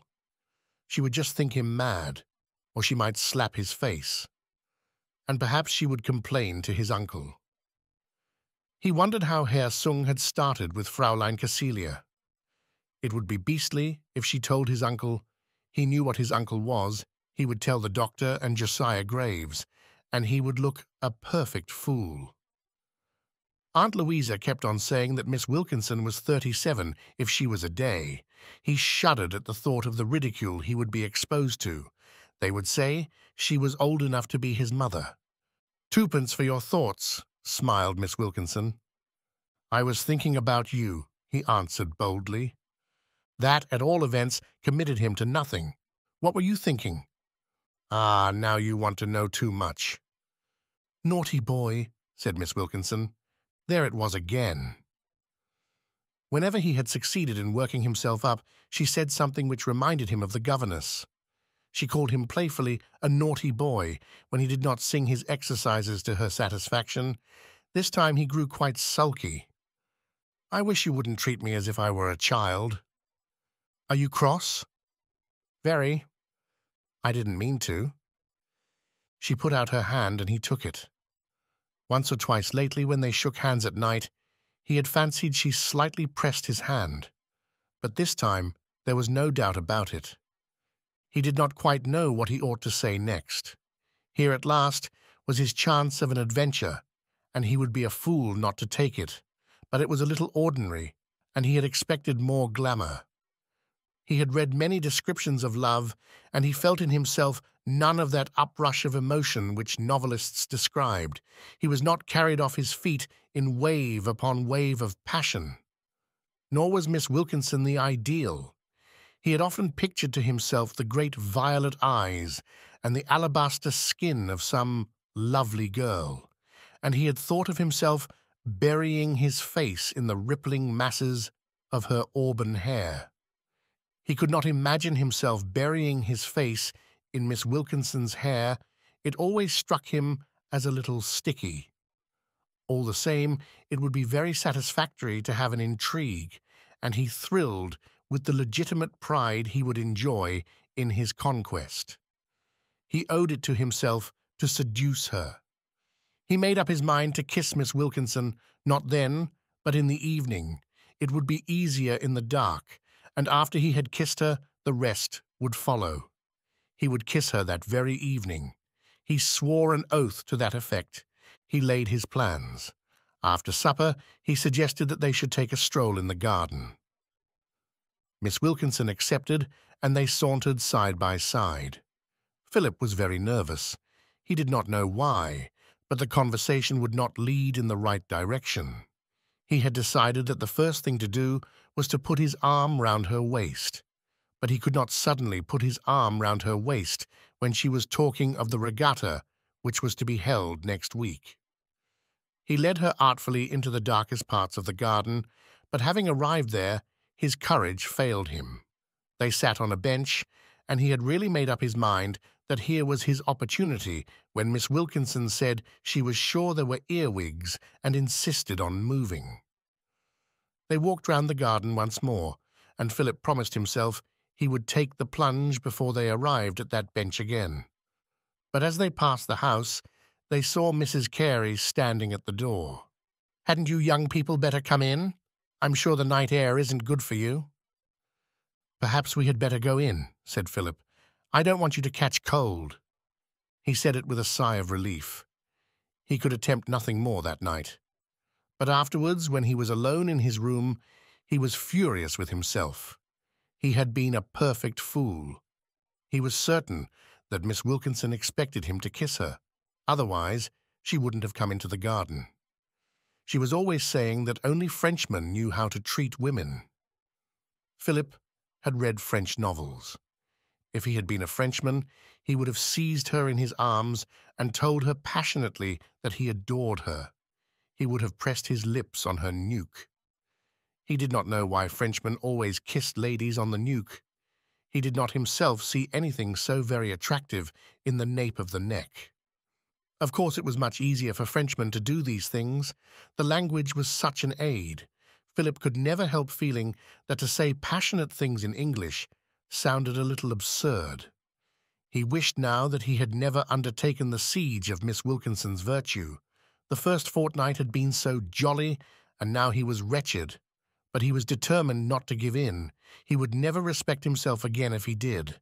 And he made up his mind irrevocably that the next night he would kiss her without fail. Next day when he got up, he saw it was raining, and his first thought was that they would not be able to go into the garden that evening. He was in high spirits at breakfast. Miss Wilkinson sent Mary Ann in to say that she had a headache and would remain in bed. She did not come down till tea-time, when she appeared in a becoming wrapper and a pale face. But she was quite recovered by supper, and the meal was very cheerful. After prayers, she said she would go straight to bed, and she kissed Mrs. Carey. Then she turned to Philip. "Good gracious," she cried, "I was just going to kiss you too." "Why don't you?" he said. She laughed and held out her hand. She distinctly pressed his. The following day there was not a cloud in the sky, and the garden was sweet and fresh after the rain. Philip went down to the beach to bathe, and when he came home, ate a magnificent dinner. They were having a tennis party at the vicarage in the afternoon, and Miss Wilkinson put on her best dress. She certainly knew how to wear her clothes, and Philip could not help noticing how elegant she looked beside the curate's wife and the doctor's married daughter. There were 2 roses in her waistband. She sat in a garden chair by the side of the lawn, holding a red parasol over herself, and the light on her face was very becoming. Philip was fond of tennis. He served well, and as he ran clumsily played close to the net. Notwithstanding his club foot, he was quick, and it was difficult to get a ball past him. He was pleased because he won all his sets. At tea he lay down at Miss Wilkinson's feet, hot and panting. "Flannels suit you," she said. "You look very nice this afternoon." He blushed with delight. "I can honestly return the compliment. You look perfectly ravishing." She smiled and gave him a long look with her black eyes. After supper, he insisted that she should come out. "Haven't you had enough exercise for one day? It'll be lovely in the garden tonight. The stars are all out." He was in high spirits. "Do you know, Mrs. Carey has been scolding me on your account," said Miss Wilkinson when they were sauntering through the kitchen garden. "She says I mustn't flirt with you. Have you been flirting with me? I hadn't noticed it." "She was joking. It was very unkind of you to refuse to kiss me last night. If you saw the look your uncle gave me when I said what I did. Was that all that prevented you? I prefer to kiss people without witnesses." "There are no witnesses now." Philip put his arm round her waist and kissed her lips. She only laughed a little and made no attempt to withdraw. It had come quite naturally. Philip was very proud of himself. He said he would, and he had. It was the easiest thing in the world. He wished he had done it before. He did it again. "Oh, you mustn't," she said. "Why not?" "Because I like it," she laughed. 34. Next day after dinner, they took their rugs and cushions to the fountain, and their books, but they did not read. Miss Wilkinson made herself comfortable, and she opened the red sunshade. Philip was not at all shy now, but at first she would not let him kiss her. "It was very wrong of me last night," she said. "I couldn't sleep. I felt I'd done so wrong." "What nonsense!" he cried. "I'm sure you slept like a top. What do you think your uncle would say if he knew?" "There's no reason why he should know." He leaned over her, and his heart went pit-a-pat. "Why do you want to kiss me?" He knew he ought to reply, "Because I love you." But he could not bring himself to say it. "Why do you think?" he asked instead. She looked at him with smiling eyes and touched his face with the tips of her fingers. "How smooth your face is," she murmured. "I want shaving awfully," he said. It was astonishing how difficult he found it to make romantic speeches. He found that silence helped him much more than words. He could look inexpressible things. Miss Wilkinson sighed. "Do you like me at all?" "Yes, awfully." When he tried to kiss her again, she did not resist. He pretended to be much more passionate than he really was, and he succeeded in playing a part which looked very well in his own eyes. "I'm beginning to be rather frightened of you," said Miss Wilkinson. "You'll come out after supper, won't you?" he begged. "Not unless you promise to behave yourself." "I'll promise anything." He was catching fire from the flame he was partly simulating, and at tea-time he was obstreperously merry. Miss Wilkinson looked at him nervously. "You mustn't have those shining eyes," she said to him afterwards. "What will your Aunt Louisa think?" "I don't care what she thinks." Miss Wilkinson gave a little laugh of pleasure. They had no sooner finished supper than he said to her, "Are you going to keep me company while I smoke a cigarette?" "Why don't you let Miss Wilkinson rest?" said Mrs. Carey. "You must remember she's not as young as you." "Oh, I'd like to go out, Mrs. Carey," she said rather acidly. "After dinner, walk a mile. After supper, rest a while," said the vicar. "Your aunt is very nice, but she gets on my nerves sometimes," said Miss Wilkinson, as soon as they closed the side door behind them. Philip threw away the cigarette he had just lighted and flung his arms round her. She tried to push him away. "You promised you'd be good, Philip." "No, you didn't think I was going to keep a promise like that?" "Not so near the house, Philip," she said. "Supposing someone should come out suddenly?" He led her to the kitchen garden, where no one was likely to come, and this time Miss Wilkinson did not think of earwigs. He kissed her passionately. It was one of the things that puzzled him that he did not like her at all in the morning and only moderately in the afternoon. But at night, the touch of her hand thrilled him. He said things that he would never have thought himself capable of saying. He could certainly never have said them in the broad light of day, and he listened to himself with wonder and satisfaction. "How beautifully you make love," she said. That was what he thought himself. "Oh, if I could only say all the things that burn my heart," he murmured passionately. It was splendid. It was the most thrilling game he had ever played. And the wonderful thing was that he felt almost all he said. It was only that he exaggerated a little. He was tremendously interested and excited in the effect he could see it had on her. It was obviously with an effort that at last she suggested going in. "Oh, don't go yet," he cried. "I must," she muttered. "I'm frightened." He had a sudden intuition.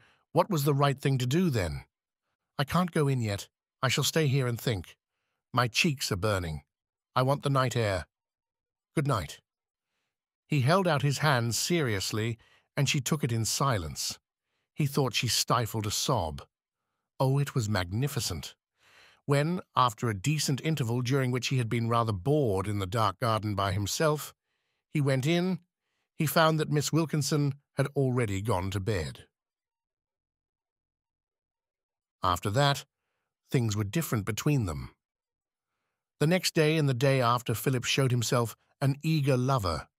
He was deliciously flattered to discover that Miss Wilkinson was in love with him.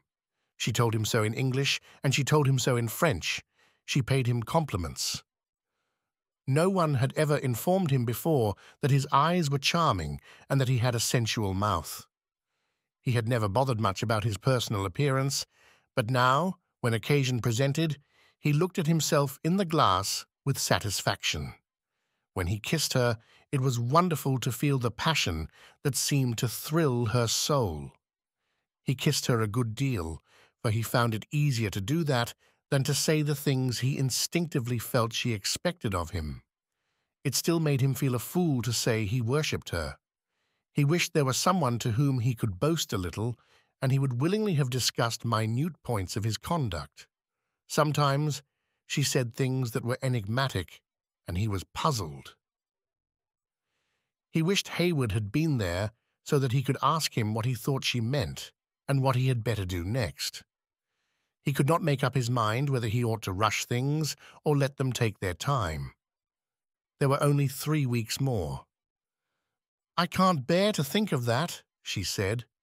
"It breaks my heart. And then perhaps we shall never see one another again."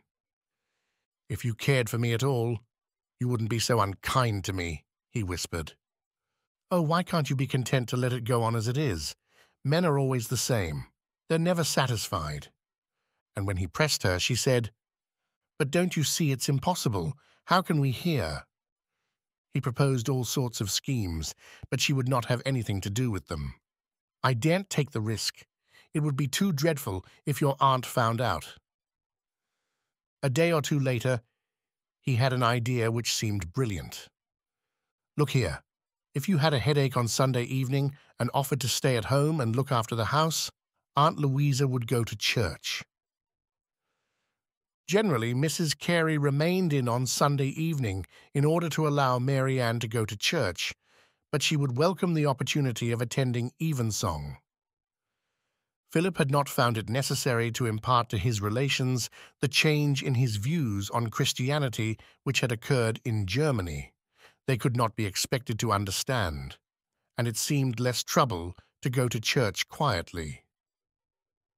But he only went in the morning. He regarded this as a graceful concession to the prejudices of society, and his refusal to go a second time as an adequate assertion of free thought. When he made the suggestion, Miss Wilkinson did not speak for a moment, then shook her head. "No, I won't," she said. But on Sunday at tea-time, she surprised Philip. "I don't think I'll come to church this evening," she said suddenly. "I've really got a dreadful headache." Mrs. Carey, much concerned, insisted on giving her some drops which she was herself in the habit of using. Miss Wilkinson thanked her, and immediately after tea announced that she would go to her room and lie down. "Are you sure there's nothing you'll want?" asked Mrs. Carey anxiously.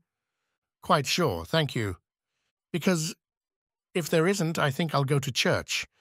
I don't often have the chance of going in the evening." "Oh, yes, do go." "I shall be in," said Philip. "If Miss Wilkinson wants anything, she can always call me. You'd better leave the drawing-room door open, Philip, so that if Miss Wilkinson rings, you'll hear." "Certainly," said Philip.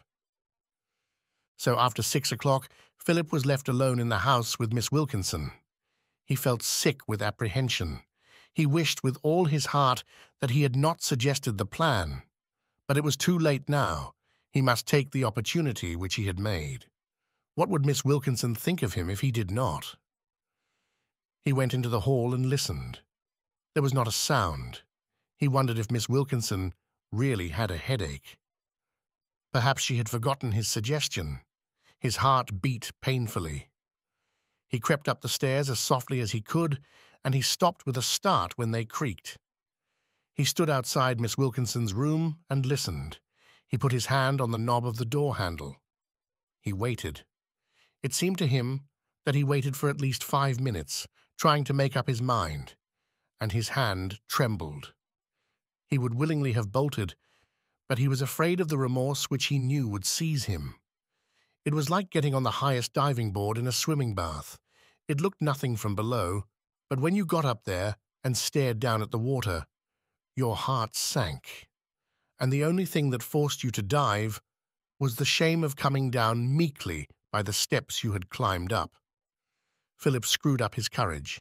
He turned the handle softly and walked in. He seemed to himself to be trembling like a leaf.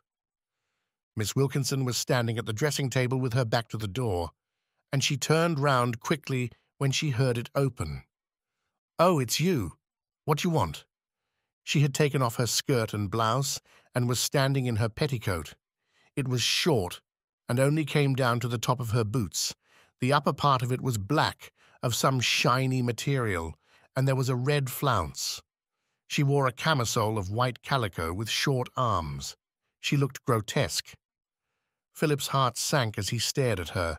She had never seemed so unattractive, but it was too late now. He closed the door behind him and locked it. 35. Philip woke early next morning. His sleep had been restless, but when he stretched his legs and looked at the sunshine that slid through the Venetian blinds, making patterns on the floor, he sighed with satisfaction. He was delighted with himself. He began to think of Miss Wilkinson. She had asked him to call her Emily, but he knew not why he could not. He always thought of her as Miss Wilkinson. Since she chid him for so addressing her, he avoided using her name at all. During his childhood he had often heard a sister of Aunt Louisa, the widow of a naval officer, spoken of as Aunt Emily. It made him uncomfortable to call Miss Wilkinson by that name, nor could he think of any that would have suited her better. She had begun as Miss Wilkinson, and it seemed inseparable from his impression of her. He frowned a little. Somehow or other he saw her now at her worst. He could not forget his dismay when she turned round, and he saw her in her camisole and the short petticoat. He remembered the slight roughness of her skin and the sharp, long lines on the side of the neck. His triumph was short-lived. He reckoned out her age again, and he did not see how she could be less than 40. It made the affair ridiculous. She was plain and old. His quick fancy showed her to him, wrinkled, haggard, made up, in those frocks which were too showy for her position and too young for her years. He shuddered. He felt suddenly that he never wanted to see her again. He could not bear the thought of kissing her. He was horrified with himself. Was that love? He took as long as he could over dressing in order to put back the moment of seeing her, and when at last he went into the dining-room, it was with a sinking heart. Prayers were over, and they were sitting down at breakfast. "Lazy bones!" Miss Wilkinson cried gaily. He looked at her and gave a little gasp of relief.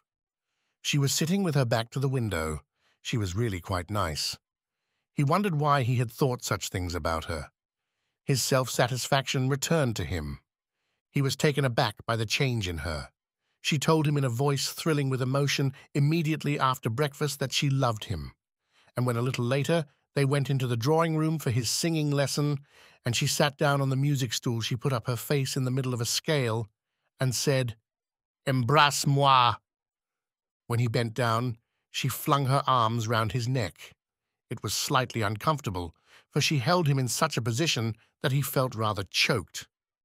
"Ah, je t'aime, je t'aime, je t'aime," she cried, with her extravagantly French accent. Philip wished she would speak English. "I say, I don't know if it struck you that the gardener's quite likely to pass the window any minute." "Ah, je m'en fiche du jardinier. Je m'en refiche, et je m'en contrefiche." Philip thought it was very like a French novel, and he did not know why it slightly irritated him. At last he said, "Well, I think I'll tootle along to the beach and have a dip." "Oh, you're not going to leave me this morning? Of all mornings?" Philip did not quite know why he should not, but it did not matter. "Would you like me to stay?" He smiled. "Oh, you darling! But no, go, go. I want to think of you mastering the salt sea waves, bathing your limbs in the broad ocean." He got his hat and sauntered off. "What rot women talk," he thought to himself. But he was pleased and happy and flattered. She was evidently frightfully gone on him. As he limped along the high street of Blackstable, he looked with a tinge of superciliousness at the people he passed. He knew a good many to nod to, and as he gave them a smile of recognition, he thought to himself, if they only knew. He did want someone to know very badly. He thought he would write to Hayward, and in his mind composed the letter. He would talk of the garden and the roses, and the little French governess, like an exotic flower amongst them, scented and perverse. He would say she was French because, well, she had lived in France so long that she almost was, and besides, it would be shabby to give the whole thing away too exactly, don't you know? And he would tell Hayward how he had seen her first in her pretty muslin dress, and of the flower she had given him. He made a delicate idol of it. The sunshine and the sea gave it passion and magic, and the stars added poetry, and the old vicarage garden was a fit and exquisite setting. There was something Meredithian about it. It was not quite Lucy Feverel and not quite Clara Middleton, but it was inexpressibly charming. Philip's heart beat quickly. He was so delighted with his fancies that he began thinking of them again as soon as he crawled back, dripping and cold, into his bathing machine. He thought of the object of his affections. She had the most adorable little nose and large brown eyes. He would describe her to Hayward, and masses of soft brown hair, the sort of hair it was delicious to bury your face in, and a skin which was like ivory and sunshine, and her cheek was like a red, red rose. How old was she? 18, perhaps, and he called her Musette. Her laughter was like a rippling brook, and her voice was so soft, so low, it was the sweetest music he had ever heard. "What are you thinking about?" Philip stopped suddenly. He was walking slowly home. "I've been waving at you for the last quarter of a mile. You are absent-minded." Miss Wilkinson was standing in front of him, laughing at his surprise. "I thought I'd come and meet you." "That's awfully nice of you," he said. "Did I startle you?" "You did a bit," he admitted. He wrote his letter to Hayward all the same.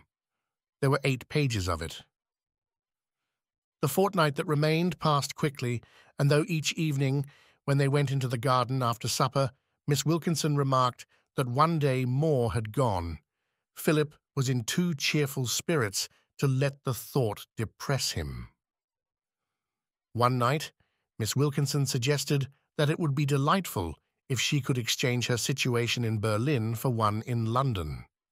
Then they could see one another constantly. Philip said it would be very jolly, but the prospect aroused no enthusiasm in him. He was looking forward to a wonderful life in London, and he preferred not to be hampered.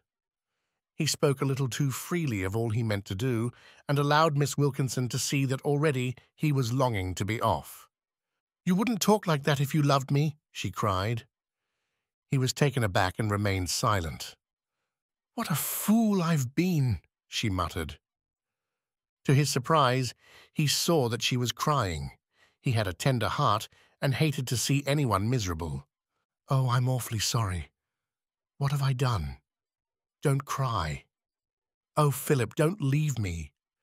You don't know what you mean to me. I have such a wretched life, and you've made me so happy." He kissed her silently. There really was anguish in her tone, and he was frightened. It had never occurred to him that she meant what she said quite seriously. "I'm awfully sorry. You know I'm frightfully fond of you. I wish you would come to London.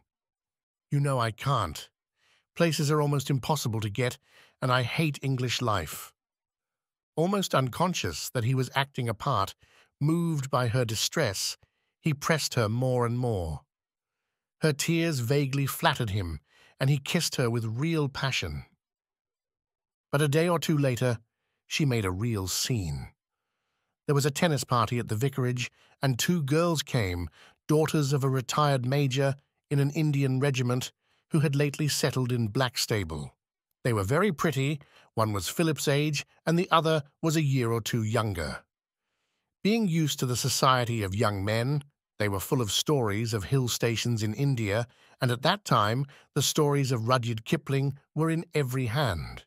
They began to chaff Philip gaily, and he, pleased with the novelty.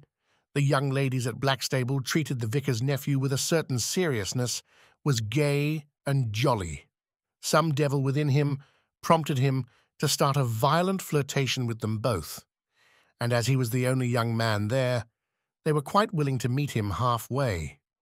It happened that they played tennis quite well, and Philip was tired of patball with Miss Wilkinson. She had only begun to play when she came to Blackstable, so when he arranged the sets after tea, he suggested that Miss Wilkinson should play against the curate's wife, with the curate as her partner, and he would play later with the newcomers. He sat down by the elder Miss O'Connor and said to her in an undertone, "We'll get the duffers out of the way first, and then we'll have a jolly set afterwards." Apparently, Miss Wilkinson overheard him, for she threw down her racket and, saying she had a headache, went away. It was plain to everyone that she was offended. Philip was annoyed that she should make the fact public. The set was arranged without her, but presently Mrs. Carey called him. "Philip, you've hurt Emily's feelings. She's gone to her room and she's crying." "What about?" "Oh, something about a duffer's set. Do go to her and say you didn't mean to be unkind. There's a good boy." "All right." He knocked at Miss Wilkinson's door, but receiving no answer, went in. He found her lying face downwards on her bed, weeping. He touched her on the shoulder. "I say, what on earth's the matter? Leave me alone. I never want to speak to you again." "What have I done? I'm awfully sorry if I've hurt your feelings. I didn't mean to. I say, do get up."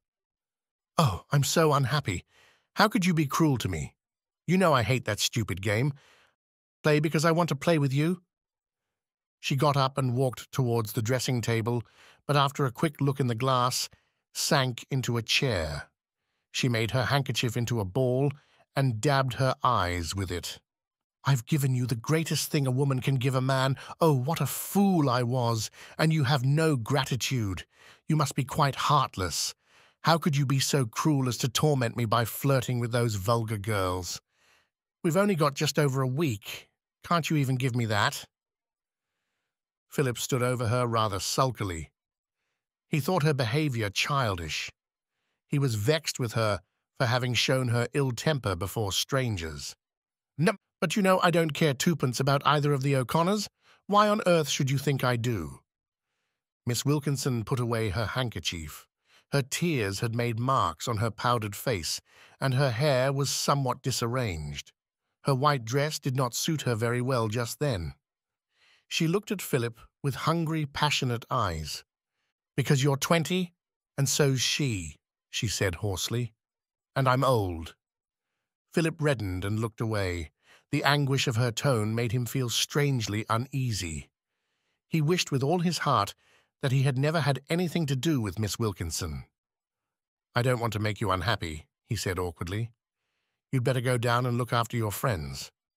They'll wonder what has become of you." "All right." He was glad to leave her. The quarrel was quickly followed by a reconciliation, but the few days that remained were sometimes irksome to Philip. He wanted to talk of nothing but the future, and the future invariably reduced Miss Wilkinson to tears. At first her weeping affected him, and feeling himself a beast, he redoubled his protestations of undying passion. But now it irritated him. It would have been all very well if she had been a girl, but it was silly of a grown-up woman to cry so much. She never ceased reminding him that he was under a debt of gratitude to her which he could never repay. He was willing to acknowledge this, since she made a point of it, but he did not really know why he should be any more grateful to her than she to him. He was expected to show his sense of obligation in ways which were rather a nuisance. He had been a good deal used to solitude, and it was a necessity to him sometimes. But Miss Wilkinson looked upon it as an unkindness if he was not always at her beck and call. The Miss O'Connors asked them both to tea, and Philip would have liked to go, but Miss Wilkinson said she only had 5 days more and wanted him entirely to herself. It was flattering, but a bore. Miss Wilkinson told him stories of the exquisite delicacy of Frenchmen when they stood in the same relation to fair ladies as he to Miss Wilkinson. She praised their courtesy, their passion for self-sacrifice, their perfect tact. Miss Wilkinson seemed to want a great deal.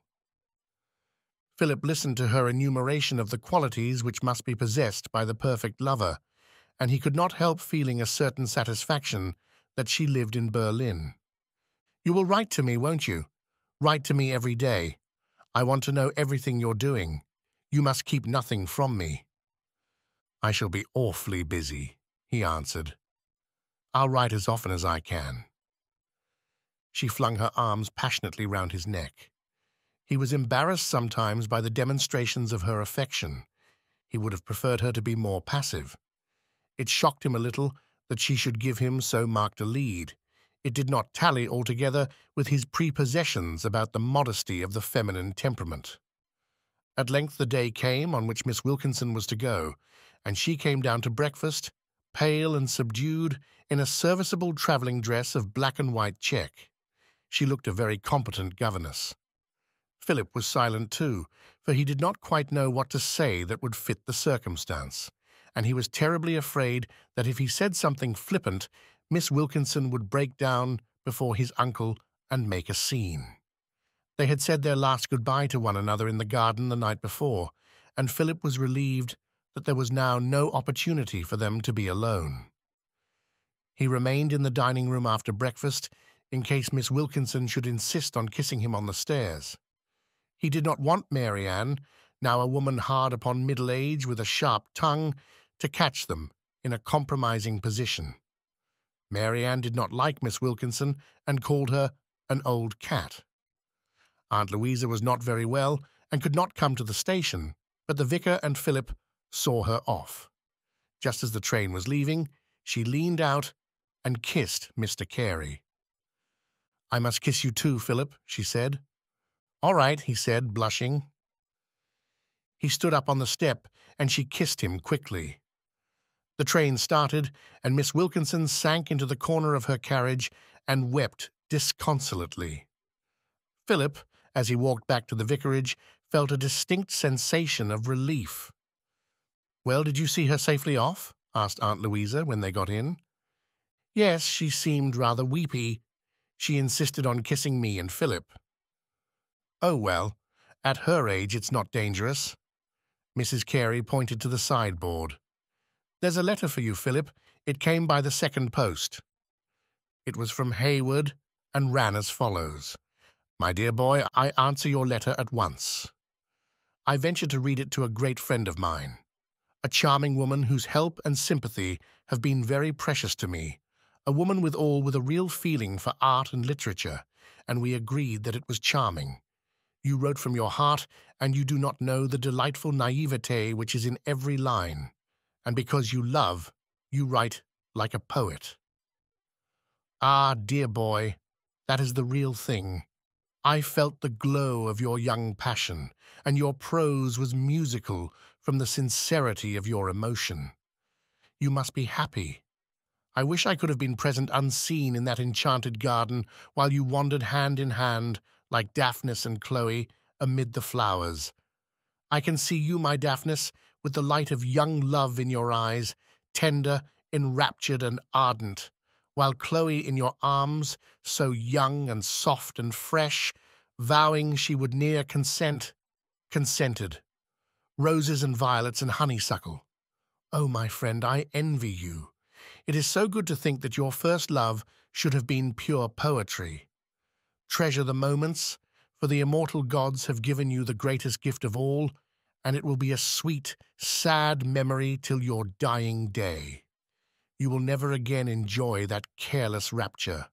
First love is best love, and she is beautiful, and you are young, and all the world is yours.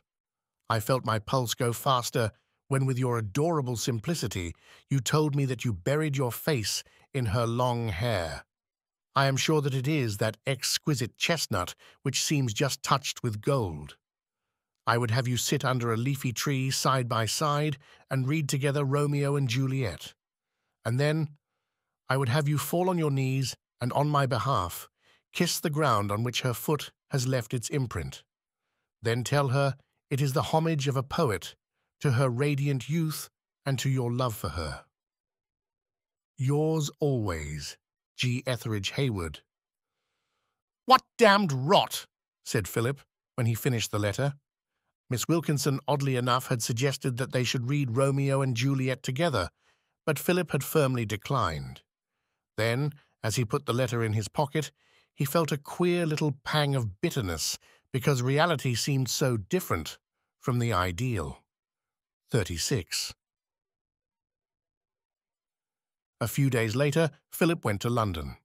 The curate had recommended rooms in Barnes, and these Philip engaged by letter at 14 shillings a week. He reached them in the evening, and the landlady, a funny little old woman with a shriveled body and a deeply wrinkled face, had prepared high tea for him. Most of the sitting room was taken up by the sideboard and a square table. Against one wall was a sofa covered with horsehair, and by the fireplace an armchair to match. There was a white antimacassar over the back of it, and on the seat, because the springs were broken, a hard cushion.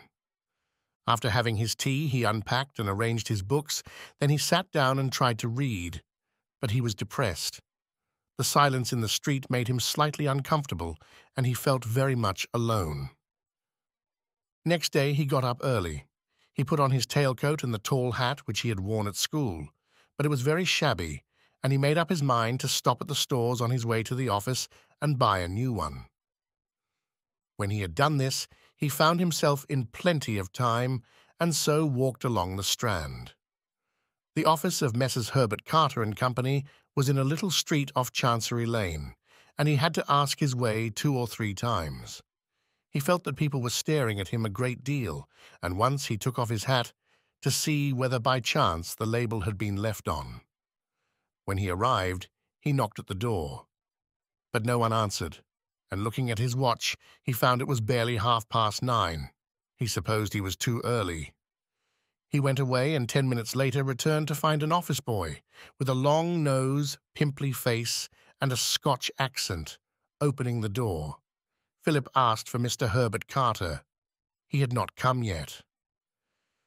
"When will he be here?" "Between 10 and 9:30. "I'd better wait," said Philip. "What are you wanting?" asked the office boy. Philip was nervous, but tried to hide the fact by a jocose manner. "Nada." "Well, I'm going to work here if you have no objection." "Oh, you're the new articled clerk? You'd better come in. Mr. Goodworthy'll be here in a while." Philip walked in, and as he did so saw the office boy, he was about the same age as Philip and called himself a junior clerk, look at his foot. He flushed and, sitting down, hid it behind the other. He looked round the room. It was dark and very dingy. It was lit by a skylight. There were 3 rows of desks in it, and against them high stools. Over the chimney-piece was a dirty engraving of a prize fight. Presently a clerk came in, and then another. They glanced at Philip, and in an undertone asked the office boy, Philip found his name was MacDougall, who he was. A whistle blew, and MacDougall got up. "Mr. Goodworthy's come. He's the managing clerk. Shall I tell him you're here?" "Yes, please," said Philip. The office boy went out, and in a moment returned. "Will you come this way?" Philip followed him across the passage and was shown into a room, small and barely furnished, in which a little thin man was standing with his back to the fireplace. He was much below the middle height, but his large head, which seemed to hang loosely on his body, gave him an odd ungainliness. His features were wide and flattened, and he had prominent, pale eyes. His thin hair was sandy. He wore whiskers that grew unevenly on his face, and in places where you would have expected the hair to grow thickly, there was no hair at all. His skin was pasty and yellow. He held out his hand to Philip, and when he smiled, showed badly decayed teeth. He spoke with a patronizing and at the same time a timid air, as though he sought to assume an importance which he did not feel. He said he hoped Philip would like the work. There was a good deal of drudgery about it, but when you got used to it, it was interesting. And one made money. That was the chief thing, wasn't it? He laughed, with his odd mixture of superiority and shyness. "Mr. Carter will be here presently," he said. "He's a little late on Monday morning sometimes. I'll call you when he comes. In the meantime, I must give you something to do. Do you know anything about bookkeeping or accounts?" "I'm afraid not," answered Philip. "I didn't suppose you would.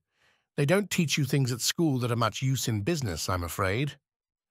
He considered for a moment. "I think I can find you something to do." He went into the next room, and after a little while came out with a large cardboard box.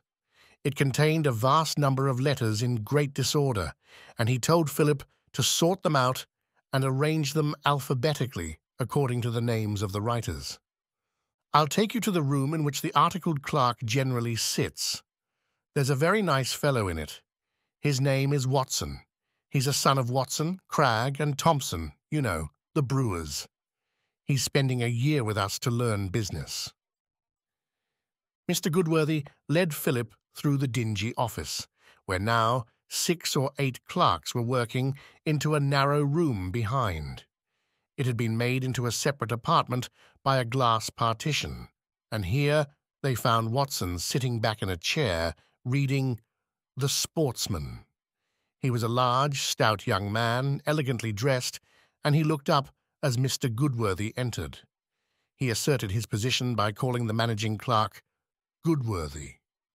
The managing clerk objected to the familiarity and pointedly called him Mr. Watson, but Watson, instead of seeing that it was a rebuke, accepted the title as a tribute to his gentlemanliness. "I see they've scratched Rigoletto," he said to Philip as soon as they were left alone. "Have they?" said Philip, who knew nothing about horse racing. He looked with awe upon Watson's beautiful clothes. His tailcoat fitted him perfectly, and there was a valuable pin artfully stuck in the middle of an enormous tie. On the chimney-piece rested his tall hat. It was saucy and bell-shaped and shiny. Philip felt himself very shabby. Watson began to talk of hunting. It was such an infernal bore, having to waste one's time in an infernal office. He would only be able to hunt on Saturdays. And shooting. He had ripping invitations all over the country, and of course he had to refuse them. It was infernal luck, but he wasn't going to put up with it long. He was only in this internal hole for a year, and then he was going into the business, and he would hunt 4 days a week and get all the shooting there was. "You've got 5 years of it, haven't you?" he said, waving his arm round the tiny room. "I suppose so," said Philip. "I dare say I shall see something of you. Carter does our accounts, you know." Philip was somewhat overpowered by the young gentleman's condescension. At Blackstable they had always looked upon brewing with civil contempt. The vicar made little jokes about the beerage, and it was a surprising experience for Philip to discover that Watson was such an important and magnificent fellow. He had been to Winchester and to Oxford, and his conversation impressed the fact upon one with frequency. When he discovered the details of Philip's education, his manner became more patronizing still. Of course, if one doesn't go to a public school, those sort of schools are the next best thing, aren't they? Philip asked about the other men in the office. "Oh, I don't bother about them much, you know," said Watson. "Carter's not a bad sort. We have him to dine now and then. All the rest are awful bounders." Presently, Watson applied himself to some work he had in hand, and Philip set about sorting his letters. Then Mr. Goodworthy came in to say that Mr. Carter had arrived. He took Philip into a large room next door to his own. There was a big desk in it, and a couple of big armchairs. A turkey carpet adorned the floor, and the walls were decorated with sporting prints. Mr. Carter was sitting at the desk and got up to shake hands with Philip. He was dressed in a long frock coat. He looked like a military man. His moustache was waxed. His grey hair was short and neat. He held himself upright. He talked in a breezy way. He lived at Enfield. He was very keen on games and the good of the country. He was an officer in the Hertfordshire Yeomanry and chairman of the Conservative Association.